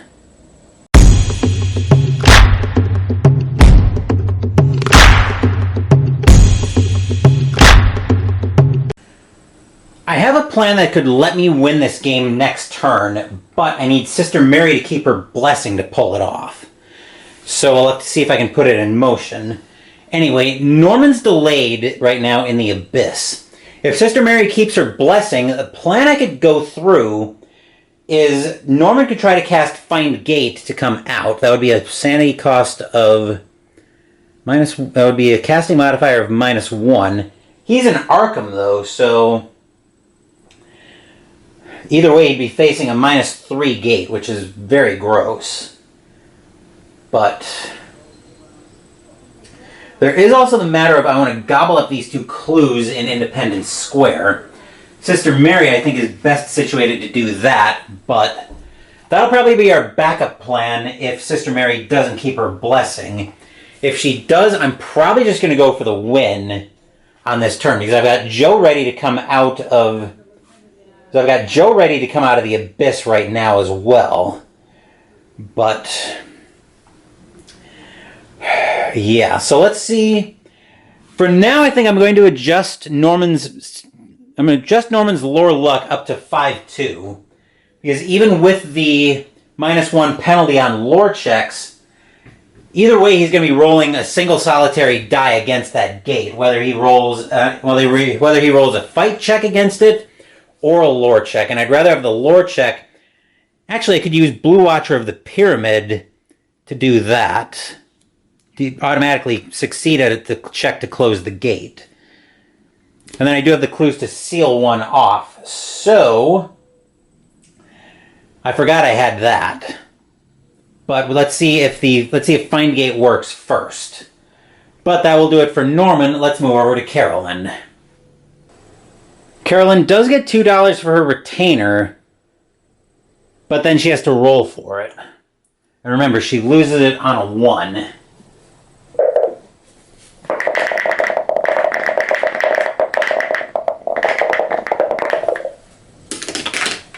That's a 4, so we're all clear. So Carolyn still has a retainer. Let's see, with a speed of 3, I've got a couple of temptations here. Maybe start working my way up toward... I could start working my way toward those clues at Independence Square, because I don't want to lose those if I can help it. The only problem is I'm going to end up short of those clues even with a speed of 3. So I think we are going to... Sanity spent, investigator gains a stamina. Also, on upkeep phase, Carolyn will heal herself for 1 sanity because of psychology. She'll look in the mirror and give herself a little bit of a pep talk at the witch house. I think she's actually just going to go grab the clue at the Silver Twilight Lodge. We're going to play it a little bit safe this turn. So that will do it for Carolyn. Now let's move over to Joe. Joe's coming out of the abyss this turn, and even if I bump his lore up, he's still rolling. He's still going to be rolling 1 die against either of those gates, similar to Norman. So where do I want him to come out? Unfortunately, he doesn't have the clues to seal it, which is a bit of a problem. So I think he's going to come out at the graveyard. Mostly because I don't want to try to deal with the color out of space right now. I'm taking a little bit of a gamble that's going to involve me having the gate trophies to win the game that way. Basically, I'm gambling that I'm going to be able to get somebody into a gate. Basically, I'm gambling that Sister Mary will keep her blessing and be able to get into the gate at the woods. And that there won't be a new gate opening next turn on this next Mythos card. So we're going to have to see how that works out. But that will do it for Joe. Let's move over to Sister Mary. There's a lot riding on this blessing roll, so Sister Mary, we need to keep this.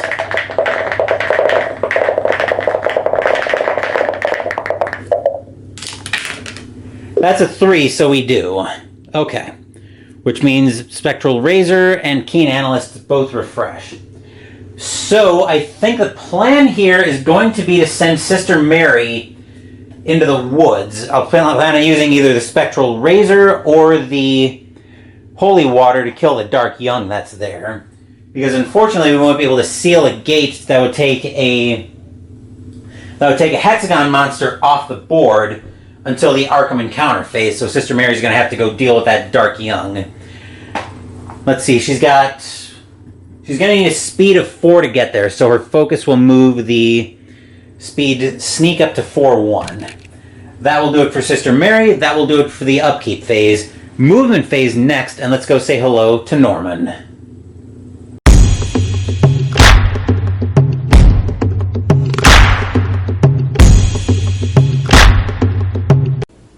We can get everybody along with their destinations in shot. Norman's movement phase is very simple. He stands up from being exhausted.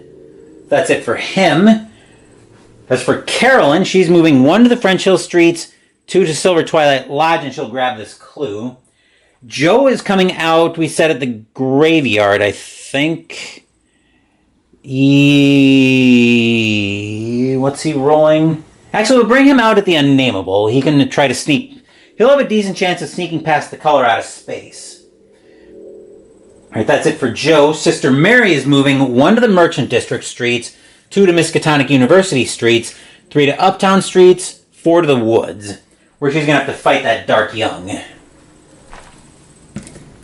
So she's starting off as a +0 on the will check, or on the horror checker, she loses 3 sanity. So she's at a 3 +1 for the cross is 4, so 4 blessed dice. She'll still be losing 1 even if she passes this.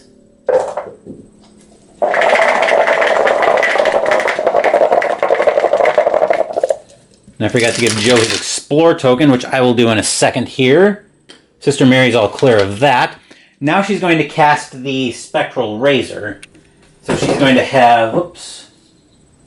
I think we were like that. Okay. So 5 blessed dice. She's going to get another 2 sanity on Spectral Razor. So 5 blessed dice. She's going to be -1 on this, so we want to see a lot of successes here, Mary.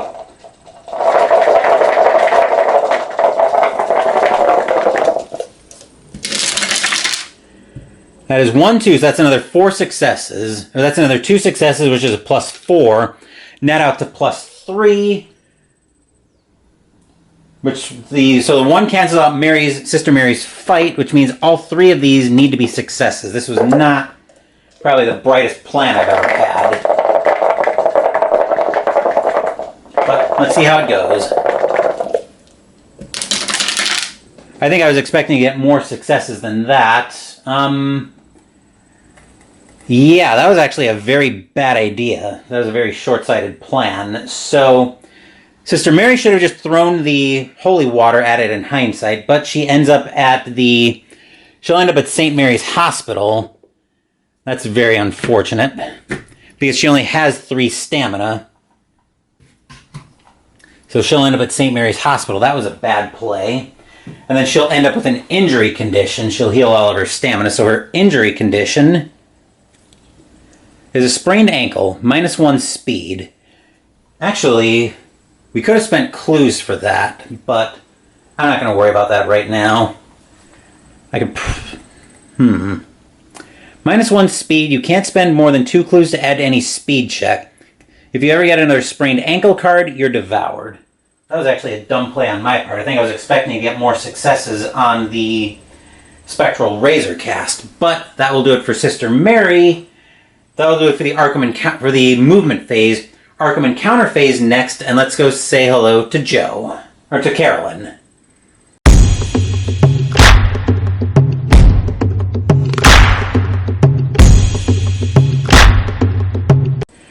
Carolyn needs the blue deck.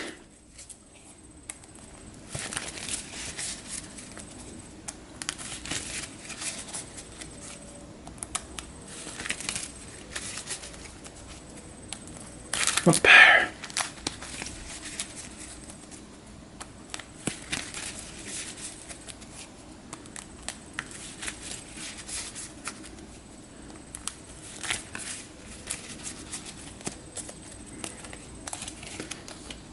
There's Carolyn's card. I'll put this back.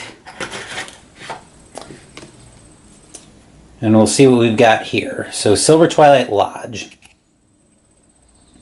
The Lodge is always eager to trade lore. Discard any number of spells. Gain a number of clue tokens equal to the total sanity cost of the spells discarded. The only spell she has is Call Friend, and I want to keep that, actually, so we're not going to discard any spells. The reason we skipped over Norman in the Arkham Encounter phase is because, of course, he's in another world. So he wouldn't have an Arkham Encounter phase anyway. That will do it for Carolyn. Let's move down to Joe. Joe's got a single die at this, but we've got rerolls. So we might be able to get that Dark Young out of the way anyway. This might be worth spending clues to try to do. 3, he'll spend a clue, which will give him another bonus die. Actually, that'll give him 2 bonus dice. Right? Yeah.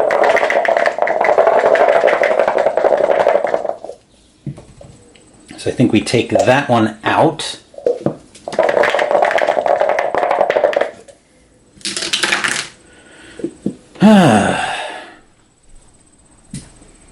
After making any combat check, spend 2 clue tokens. So I was an idiot. So I actually wasted a clue when I was making any kind of...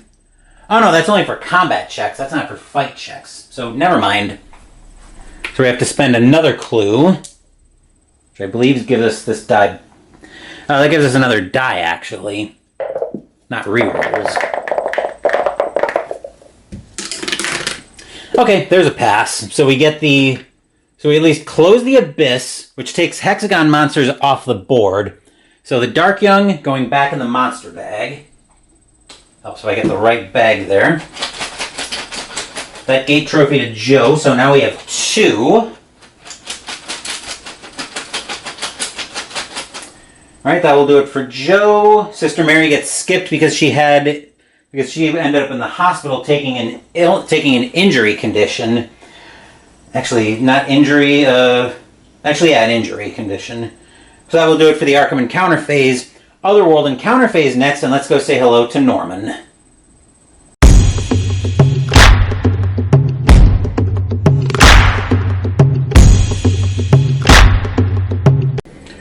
Red or blue off the top for Norman. Yellow, no good. We have had no luck with drawing these encounters. There's a blue and the Abyss. The feeble glow and warmth of the candle is enough to restore you a bit. Gain 1 stamina. Except Norman was at full stamina, so that's really not much doing there. Let's move back up top for the Mythos phase.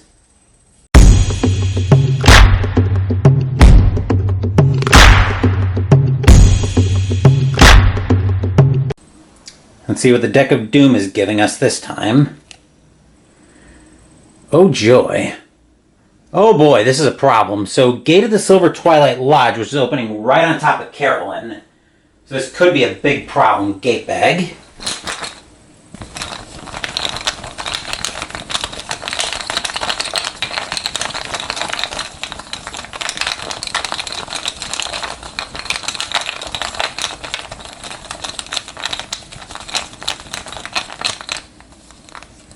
Try to bring it out. Okay. Normal gate this time, which gives us Yuggoth. So Carolyn moves up there. We'll get the Doom for Yig. Then we'll pull a monster, and we'll get a Reckoning card after that. A Reckoning card after that.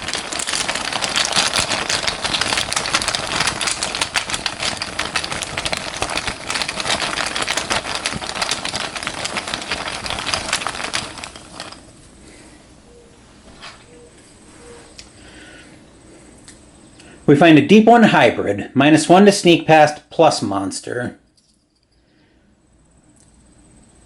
One man moved in a positively simian way, with long arms frequently touching the ground, while another figure, robed and tiaraed, seemed to progress in an almost hopping fashion. -1 on the horror check, lose 1 sanity, +0 on the combat check, lose 2 stamina, 1 toughness to kill, and that goes here. Carolyn ends up delayed in Yuggoth. Since she got basically forced through the gate. And then we need a Reckoning card from Yig, so we find Beyond Control. Each investigator with a Soul Pact gains 1 point power for each point of sanity he currently has, then reduces maximum sanity by 2. Nobody has taken any packs right now, even though we've been tempted to.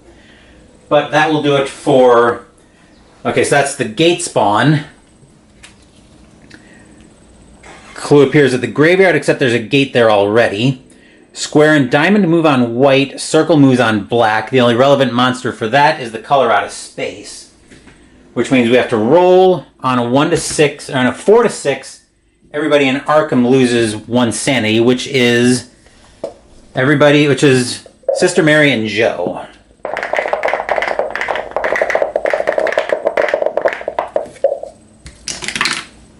That's a 2, so we're all clear there. Alright, we're getting another environment card. Spells cost 1 additional sanity to cast, but any investigator who successfully casts a spell receives +1 fight and +1 will until the end of their turn. Alright, so that environment's gone. We've had a lot of environment changes this game. Anyway, we're headed into a new upkeep phase, and Carolyn is our first player.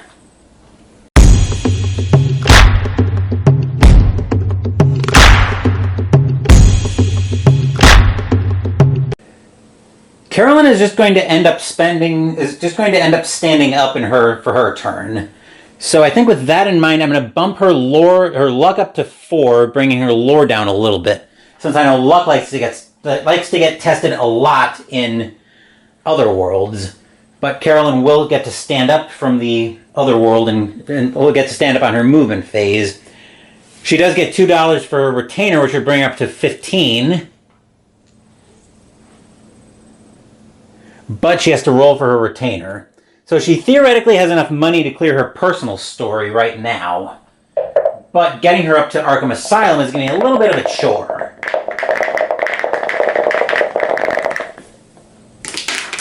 A 6 means Carolyn keeps her retainer, so very fortunate there.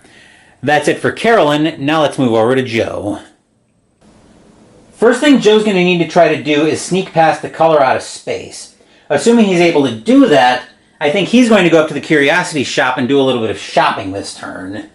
So we're either looking for Elder Signs or ways to force investigators either into or out of other worlds. But first thing he needs to do is get past that color out of space. He's got a speed sneak of 3-4, so he'll have plenty of speed to get up there, even with keeping his sneak as high as he can to try to get past the color out of space. That's it for Joe. Let's move over to Sister Mary. Blessing roll first for Sister Mary. That's a 2, so she just barely keeps it. Now with the Dark Young out of the way thanks to Joe, we can get her back into the City of the Great Race, which was the original plan, so at least we're not too delayed there. That will do it for, which means right now we would need to duck movement for 2 turns. We need to duck 2 gate openings, which we've got some pretty high frequency gates out, so we should be able to do that, but I'm getting ahead of myself there. That will do it for Sister Mary. Let's move over to Norman. I did almost forget to refresh Sister Mary's Spectral Razor, so we're all clear there. Norman is getting ready to come out of... Actually, no, Norman is moving... Could we try to bring him out of the Abyss this turn? We could. It's going to cost him 2 sanity to cost Find Gate to try, though. Which...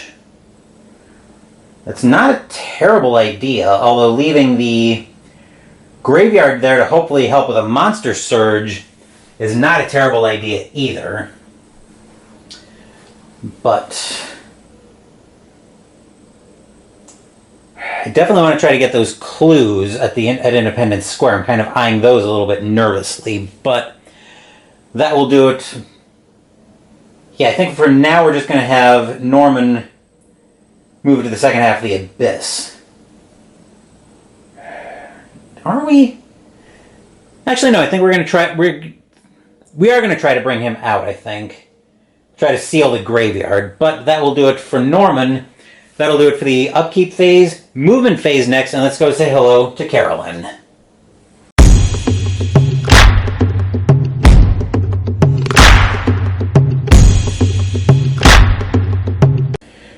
Blink, and you miss it. Carolyn's movement phase is over. All she does is stand up from being delayed in Yuggoth. That will do it for Carolyn. Let's move over to Joe. The first thing Joe needs to do is get past this color out of space. He's got 5 dice to try to sneak past it.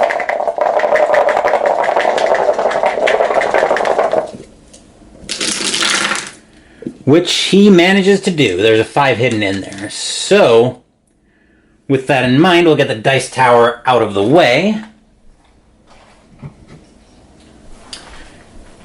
Joe will go 1 to the Merchant District streets, 2 to Northside streets, 3 to the Curiosity Shop. Could we have gotten Sister Mary and her destination in shot? Yes, we could have. Alright, so we'll pretend that we had them in shot, even though I had to reposition just slightly.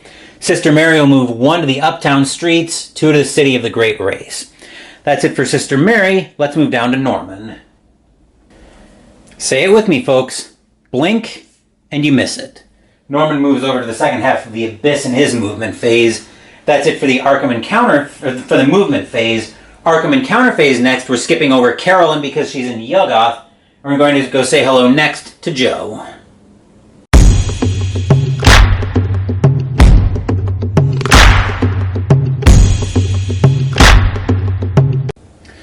The Curiosity Shop has text on there that reads, instead of having an encounter here, you may draw 3 unique items and purchase 1 of them for list price, discard the other 2.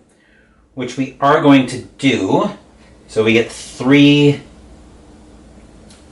unique items here. First unique item we find is Knuckle Key. Exhaust and spend 2 movement points to make a lore -2 check. If you pass, search the available gate markers for a gate of your choice and open it at your location. Then lose 1 sanity and discard Knuckle Key. If you fail, nothing happens. That's actually tempting. Second up, Carcosan Page. Exhaust to either give 1 item to another willing investigator or receive 1 item from another willing investigator, regardless of whether or not you are in the same location. Also tempting. And Ancient Tablet.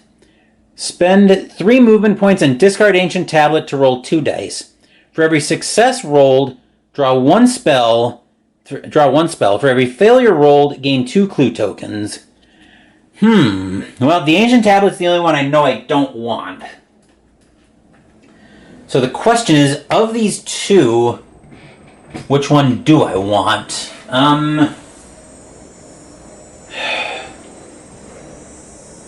Let's see, the Knuckle Key, or a gate of your choice. I could use that. I could use that if I'm ready to force a particular gate open. I could use that. I could use that when I'm ready, basically when I'm ready to win the game. We are keeping gates somewhat under control here. The Carcosan page lets me move items. Around. This is such a tough decision because I'm also depending on a little bit of luck here in being able to force the gates I need open. It could be worth a try, though. So I think we are going to spend $5 for the Knuckle Key. I'm going to probably pass that over to somebody with better lore than what Joe has. Plus, he can't discard if he discards a unique item, even in the course of using it, he would fail his personal story. So we need to move that over to somebody with better lore, which is pretty much everybody on the team. Even with the -1 lore penalty right now. Anyway, that will do it for Joe. Let's move down to Sister Mary. Sister Mary's at the woods, but she won't be for long because she's moving to the city of the Great Race. So we'll be busy in the Otherworld encounter phase. Okay, right. So we skip over Norman because he's in the Arkham encounter phase as well. Otherworld encounter phase, and the only way I think we don't get all 3 of them in shot is if I'm an Eskimo. So let's go ahead and set up for the Otherworld encounter phase.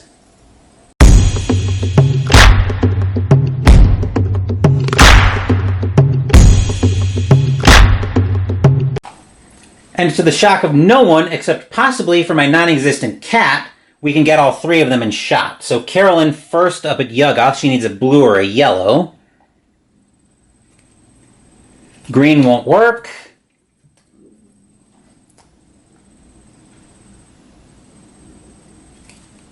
Red won't work.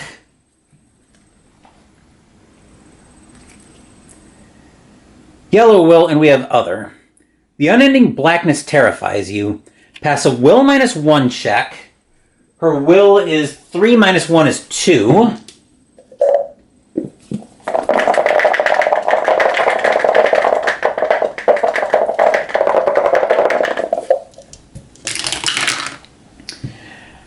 Which we're going to fail.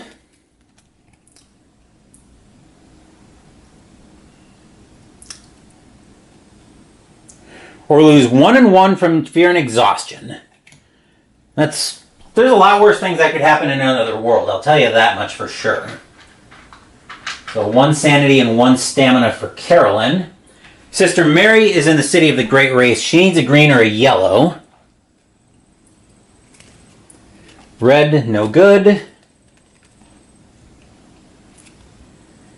Yellow, and we have City of the Great Race. It's a horrible collection of impossible things. Roll 3 dice. For each success, gain a clue token. For each dice that is not a success, lose 1 sanity. Fortunately, she's blessed, so roll 3 dice, okay?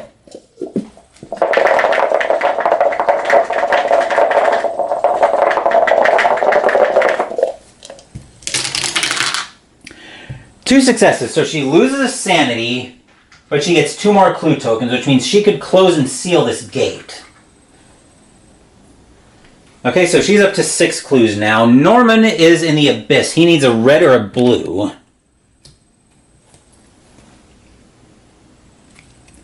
Green is no good. Red, and we have the abyss. Pass a luck -1 check. His luck is 2, so we get 1 single solitary die. Come on, Norman. We might have to spend clues on this, too. I hope not. Okay, never mind.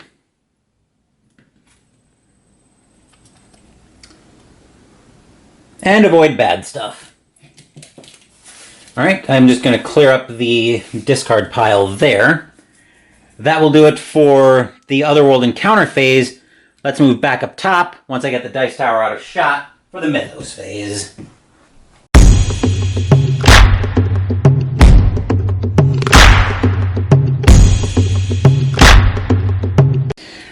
Alright, another card from the Deck of Doom we find. Okay, this is going to be somewhat helpful. Alright, Gate at the Woods, except we have a monster surge there, so we get 4 monsters because of the number of investigators. So that's actually very helpful right now. So we'll start off at the woods. Actually, each one's going to get... oh no. The woods will get 2 out of this, though. So we'll just draw 2 monsters straight out of the bag right away. First up, we'll find a Warlock, -2 to sneak past circle monster, and it's yellow so it doesn't move. Magical immunity, if you pass a combat check against a Warlock, return it to the box and gain 2 clue tokens. -1 on the horror check or lose 1 sanity, -3 on the combat check or lose 1 health, 2 toughness to kill it. And we have a nasty flying polyp, +0 hexagon monster. It's a flying monster, which is what the blue border means. I'll explain how flying monsters move if they ever do. Physical resistance, nightmarish and overwhelming 1. I explained nightmarish earlier. Overwhelming is the same thing for stamina, so even if we kill it, we still lose 1 health. -2 toughness, -2 on the horror check or lose 4 sanity. -3 on the combat check or lose 3 health, 3 toughness to kill it. Then we'll send 1 to the Silver Twilight Lodge.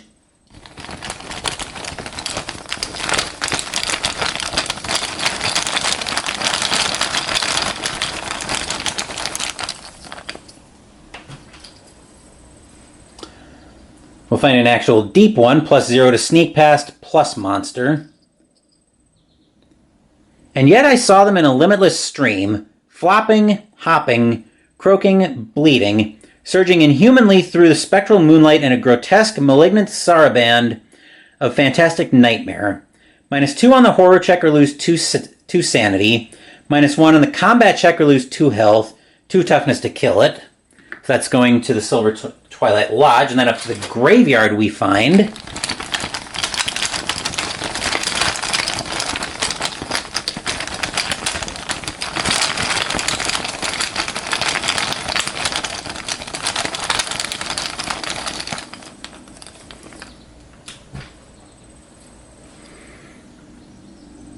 a ghost. Yikes.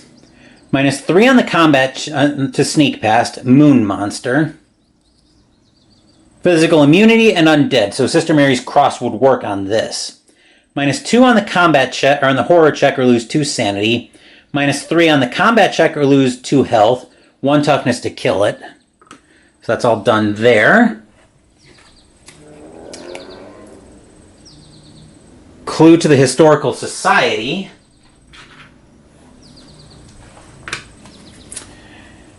Okay, circle moves on white, square and diamond move on black. So the Warlock doesn't move. The color out of space we need to roll a die for. If we get a 4 or a 4 to 6, Joe loses 1 sanity.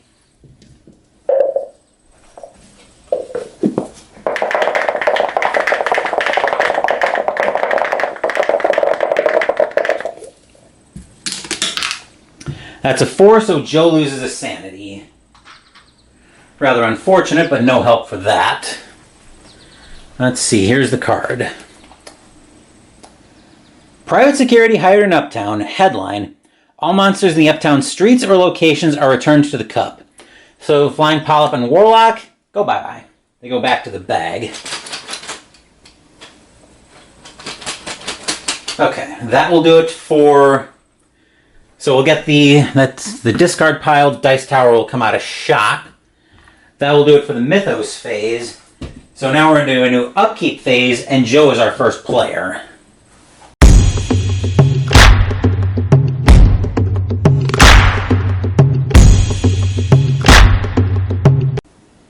Joe isn't really doing much right now. I think he's actually going to go grab those clues up at Independence Square that I've been eyeing, because he's got enough speed to get up there. So 3, yep, I think everything is good there. So that will do it for Joe. Yeah, that'll do it for Joe. Let's move over to Sister Mary. Sister Mary's blessing has done serious work for us all game. So let's see if that's going to continue for us.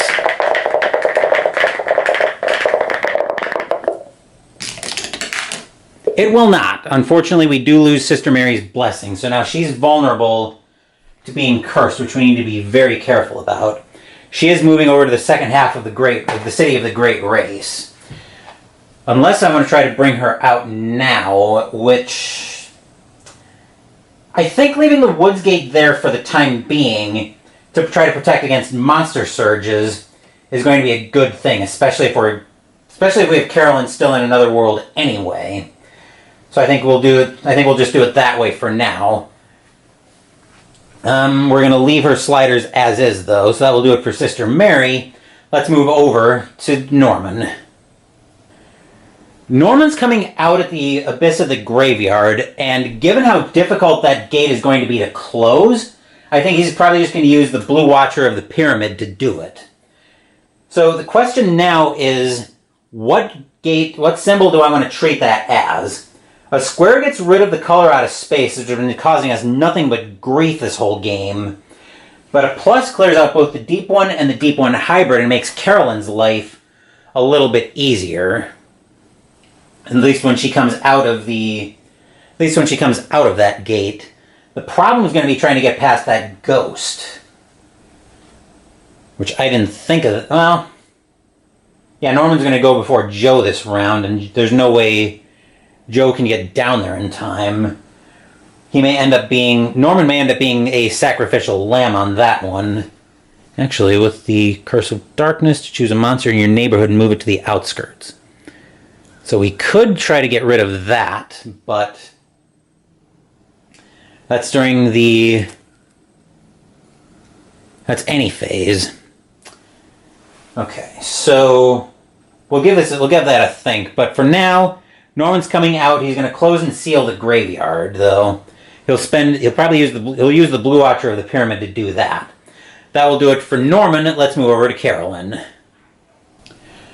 Carolyn's going to gain another $2, going up to 17 now. That retainer has been doing serious work for us all game, but we do have to roll for it. Cup is back over here.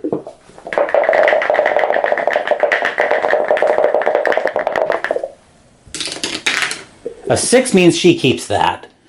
Carolyn will be moving to the second half of Yuggoth, so a very uneventful turn for her. Anyway, that will do it for Carolyn. That will do it for the upkeep phase. Movement phase now, and let's go say hello first to Joe.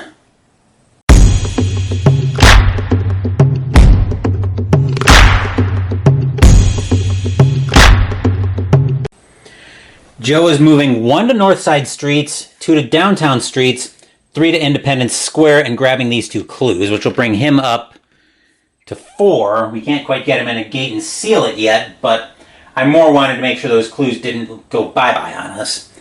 So that will do it for Joe. Now let's move down to our gate-ridden investigators. Movement phases here will be very uneventful. Sister Mary moves to the second half of the Great Race. Norman comes out of the abyss of the graveyard, and Carolyn moves to the second half of Yuggoth. Nice and easy there. That will do it for the movement phase. Arkham Encounter phase next, and let's go say hello to Joe.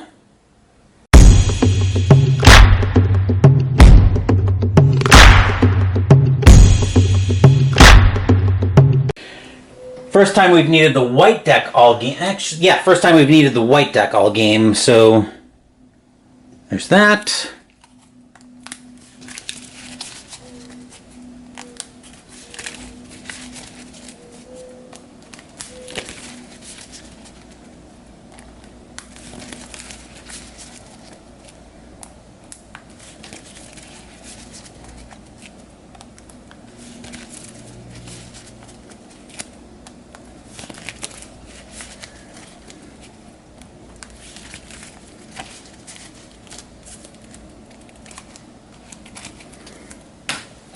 There we are.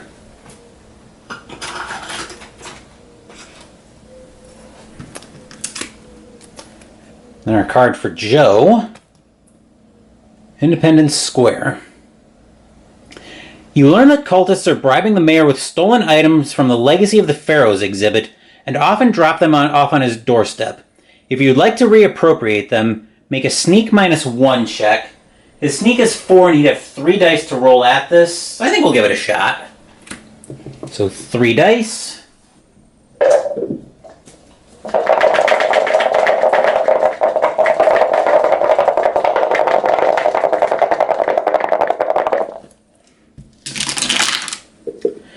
We get there. All right.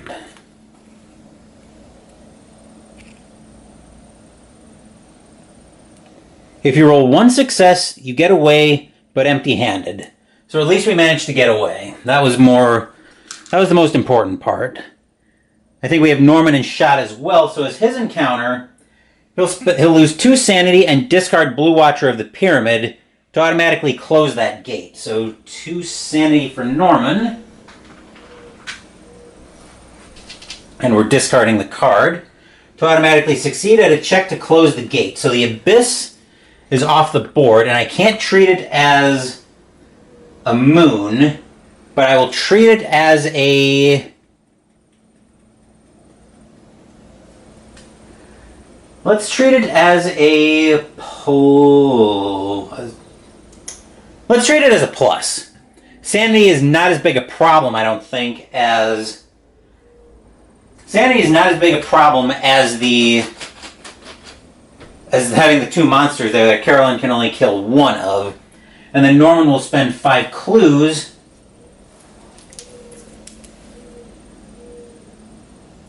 to get our first blue seal on the board.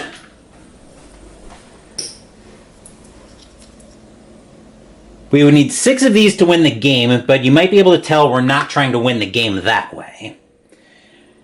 Okay, so that will do it for Norman's turn, which will bring us... So, just double checking here. Carolyn... Our Sister Mary would be next, but she's in the City of the Great... That was Norman, never mind. We skip over Sister Mary because she's in the City of the Great Race. We skip over Carolyn for the same reason, but she's in Yuggoth. So now we're into the Otherworld Encounter phase, and let's go say hello to the ladies who are still in Other Worlds. Sister Mary is up first. She needs a green or a yellow.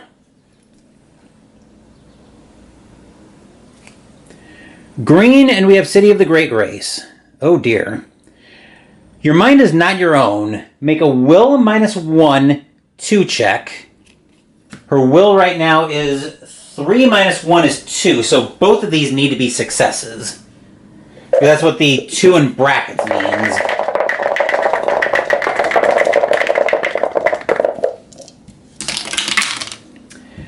Neither one of them is... Well, one's a success.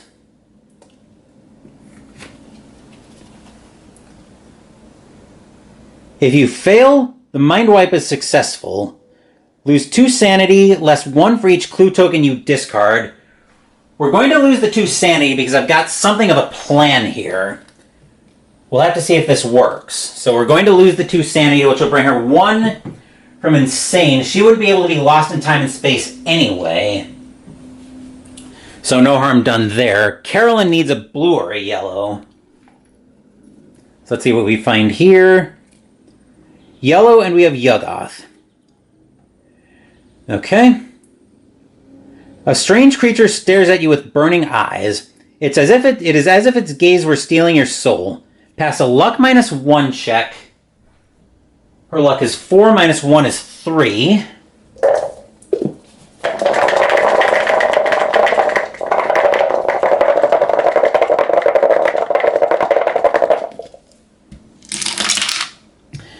And we pass. And avoid bad stuff. So that's it for the Otherworld Encounter phase. Now let's move back up top for the Mythos phase.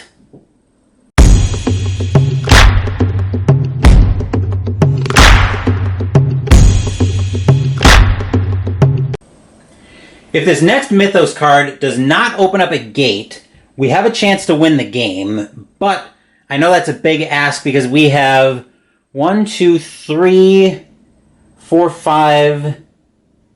Wait, 1, 2. Okay, let me just grab my laser pointer so I can count this up. We have 1, 2, 3, 4, 5, 6, 7 locations that would... Hold up. 1, 2, 3, 4, 5, 6, 7... 7 locations that would open gates and only 3 safe ones. Let's find out what we get from the deck, though. We find the Woods, which is actually a gate burst. So the way this is going to work is all flying monsters would move regardless of that, and an Elder Sign would pop off. But I don't think any Doom would be added. The more important part, though, is that this is a gate on the Woods, which is a monster surge. So we're going to get 2 monsters at each location. But that's going to be very critical to what we're doing here. I'll explain why once we finish the card.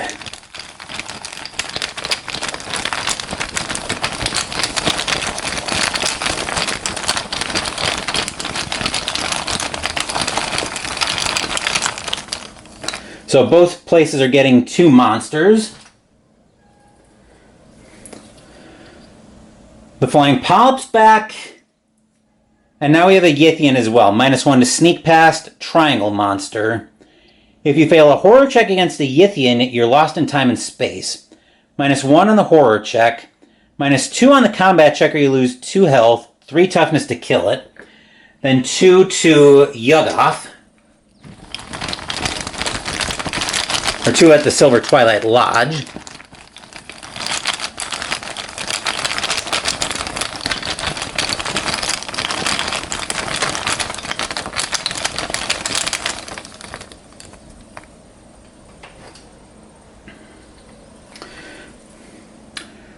Our friend the Proto-Shoggoth is back once again, as is the Skeleton. -2 to try to sneak past, Moon Monster. Undead Physical Resistance. Silently it emerged from the water and strode up the beach towards us. Although the bleached skeleton was picked free of flesh, still it moved with malignant purpose. -1 on the horror check, or lose 1 sanity. -1 on the combat check, or lose 2 health, 2 toughness to kill it. Clue appears at the Historical Society, so we'll put a clue there. The Historical Society. Circle moves on white, square and diamond move on black. So the Proto-Shoggoth moves French Hill Streets and then up to Rivertown Streets. The only other one is the color out of space, and we need the Dice Tower back in shot. Remember, 4 to 6 investigators in Arkham, which right now is Norman and Joe, lose a sanity.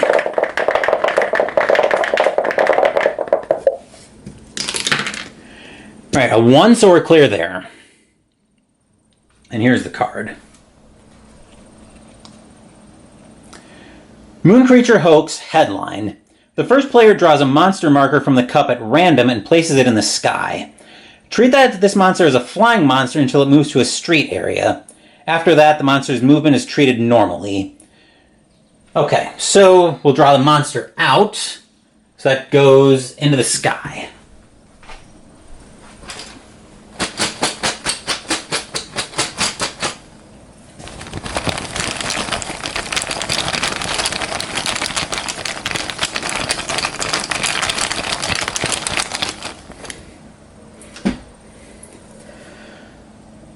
A Star Vampire. Ooh. -3 to try to sneak past it to Star Monster.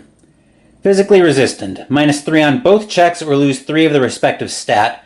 3 toughness to kill. That goes to the sky. Alright, so the card's done. Now I can explain why that gate burst was so critical. Because one of the ways we can win the game is if we have gate trophies equal to the number of... If we have all gates closed on the board and gate trophies equal to the number of investigators. Right now we have 3 gate trophies. Closing both of those gates would give us 5 trophies, so we would win the game. Which means now I can put my longer plan into motion. So, that brings us into a new upkeep phase, and Sister Mary is our first player.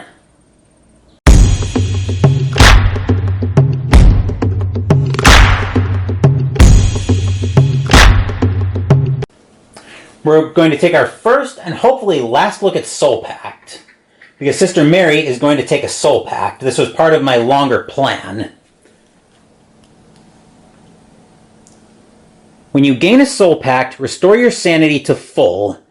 Any phase. While this card is refreshed, anytime you would gain any amount of sanity, you may instead gain that amount of power.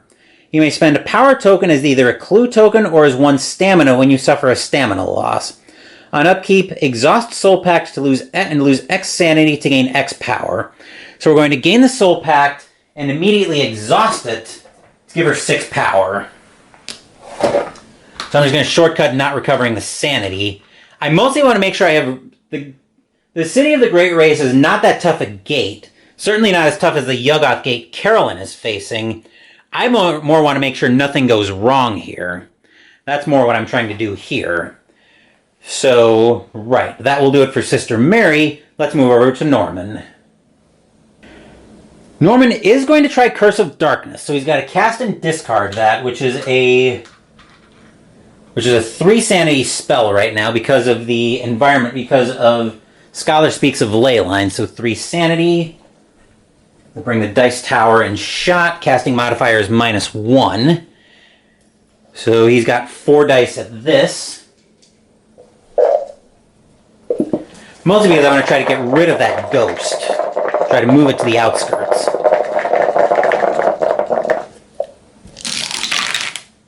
Ghost go bye-bye. So Ghost moves to the outskirts, which means Norman's still trapped by that Proto-Shoggoth, but he's probably just going to end up staying put, most likely, so that's discarded. Okay, immediately return to Arkham from another world. Okay. So Norman, let's see, that's a plus, so it'd be a +3 if his other hand is empty, and it is. We might have to try to kill that Proto-Shoggoth as much as I don't like the idea of it. So, +0. How much can we give on the... I think if his fight will is probably where it's going to stay and give us the best chance to try to take that out. Because I doubt he's not going to get any dice on trying to sneak past that Proto-Shoggoth. So never mind that plan. That will do it for Norman. Now let's move up to Carolyn. The start of Carolyn's upkeep phase is going to look really familiar. She's also taking a Soul Pact, restoring her sanity to full, which she'll then drain for 5 sanity to gain 5 power. She's facing a -3 gate, so she's going to need more rerolls, most likely. So there's... Did we get to also... Actually, let me grab the exhaustion token that I've been using. Then when we gain sanity... Right, when we gain sanity, we would gain that amount of power instead. So we're also going to give her another power from her psychology ability. So she's down to 1 sanity left as well. Alright, I think we got all that straight now. Carolyn is coming out of Yuggoth at the Silver Twilight Lodge. So that will do it for Carolyn. Now let's move over to Joe. Let's not move over to Joe yet, because even though the game might be getting ready to end, we gain another $2 to go up to 19, but then we have to roll for the retainer. Turn the dice tower just slightly. She also has to discard the retainer, which is unfortunate, but that retainer has done very good work for us this game. Now that will do it for Carolyn. Now we can move over to Joe. Very uneventful turn looming here for Joe. Where is he going to move? He might actually go take out that Proto-Shoggoth with his shotgun. He'll probably be better served at that. So he's got enough speed to get down there. How much do I want to give on the... Let's see, that's +0, so I can actually give on the fight check so he doesn't take so much sanity damage. He would be taking 2, so he'd still survive it anyway, but that will do it for Joe. That'll do it for the upkeep phase. Movement phase, and let's go... We should be able to get everybody in shot along with their destinations, so let's move over to the board and see if we can get everybody in shot.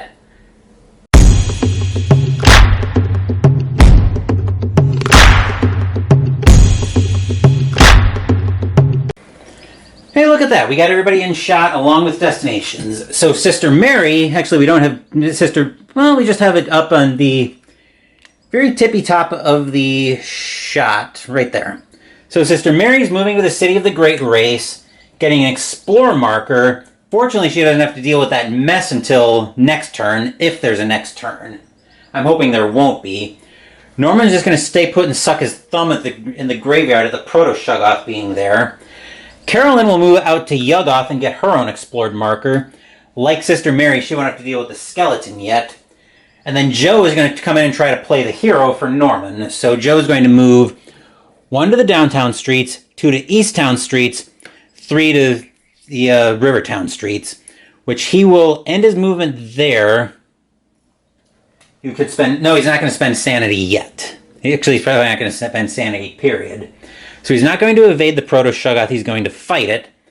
+0 on the combat, or on the will check. So he's got a will of 3.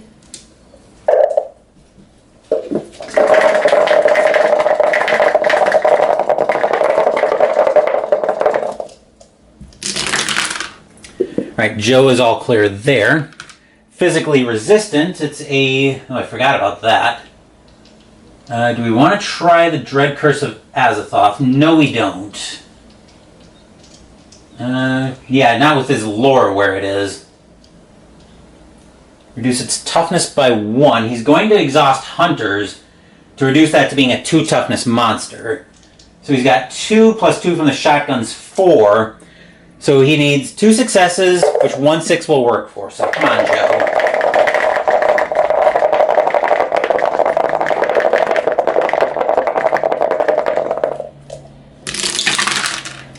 There's a 6 in there, so the Proto-Shoggoth is dead. Joe gets that as a monster trophy, so that will do it for the movement phase. And now let's get ready for what I hope will be a very eventful Arkham Encounter phase.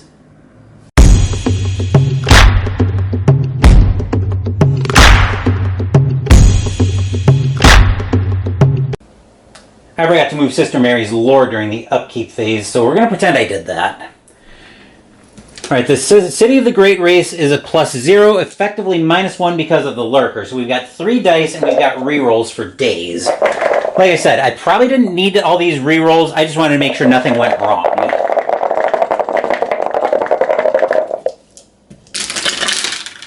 Yeah, didn't need a single one of those rerolls. So the Explore marker comes off. That is a triangle monster. That should be a triangle gate. Come on.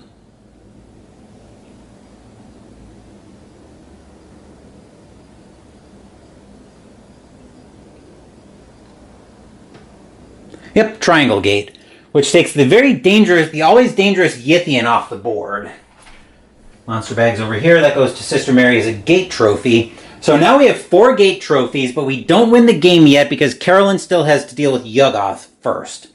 That will do it for Carolyn. Let's move over to Norman. Purple deck is in shot for Norman, so let's see what we can do with that. Let's get our encounter.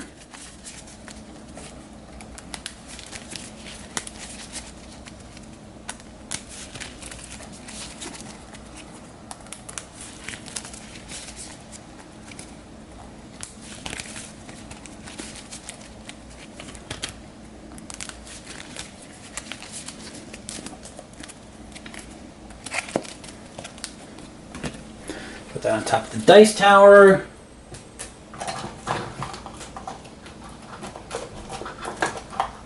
Put that back in the holder, and let's see what Norman finds at the graveyard.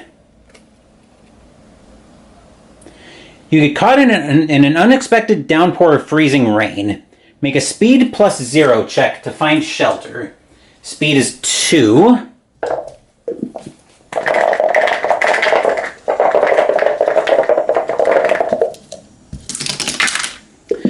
We get there.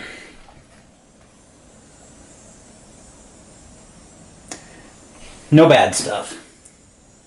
Alright, so that's it from Norman. Now let's go over to our most important encounter of this phase with Carolyn. I also derped and forgot to move Carolyn's lore, so we're going to pretend I did that. Anyway, Carolyn is facing a -3 Yuggoth gate, being that is it's -2, effectively, again, -3 because of the lurker. This one we need more rerolls for, so any phase when making a check to close a gate, you may exhaust this card to reroll all dice showing results of 1. So we have Clairvoyant that we can use as well. Let me tip the camera up just slightly. So Carolyn, no pressure. No pressure, Carolyn, but if we close this gate, we will have mathematically won the Summer of Lovecraft this year.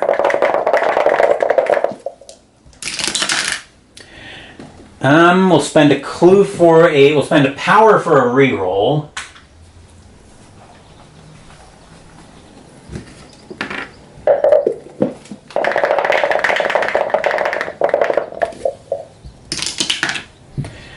Spending another power for a reroll. Come on, Carolyn. We need to have this.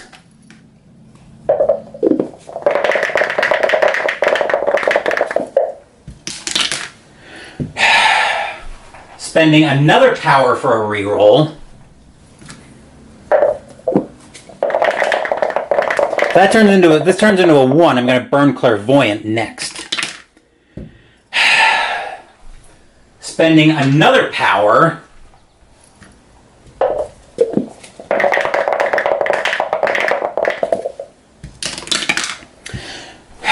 Carolyn, we need this. Spending yet another power.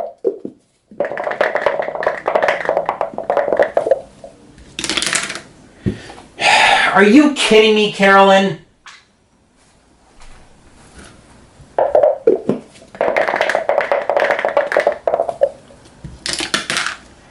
Now I'll spend Clairvoyant, so now I can reroll both my 1s.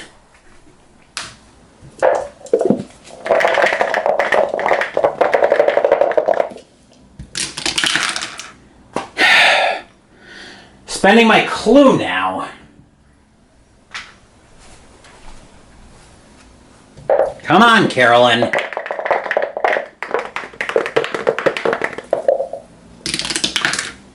There we go. It only cost me everything, but we get there. That takes all circle monsters off the board, which I believe we don't have any. Nope. But more importantly, after much consternation, we'll move the dice tower out of the way. I'll tell you what, guys. If that last roll was not a success, the dice cup was going flying. But we'll move back up top so we can see that we don't have any gates on the board whatsoever. We have the 1 seal from Norman, but we'll move over to the investigators to wrap this video up.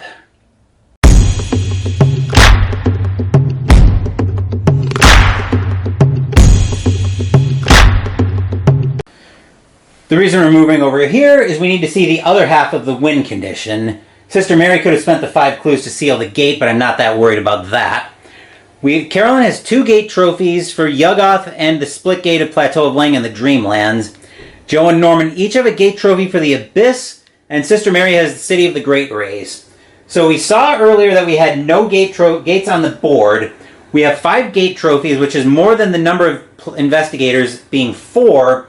So that means we have won the game, and mathematically speaking, we have won this year's Summer of Lovecraft. So, that brings us up 2-0 on Yig, which again, mathematical win.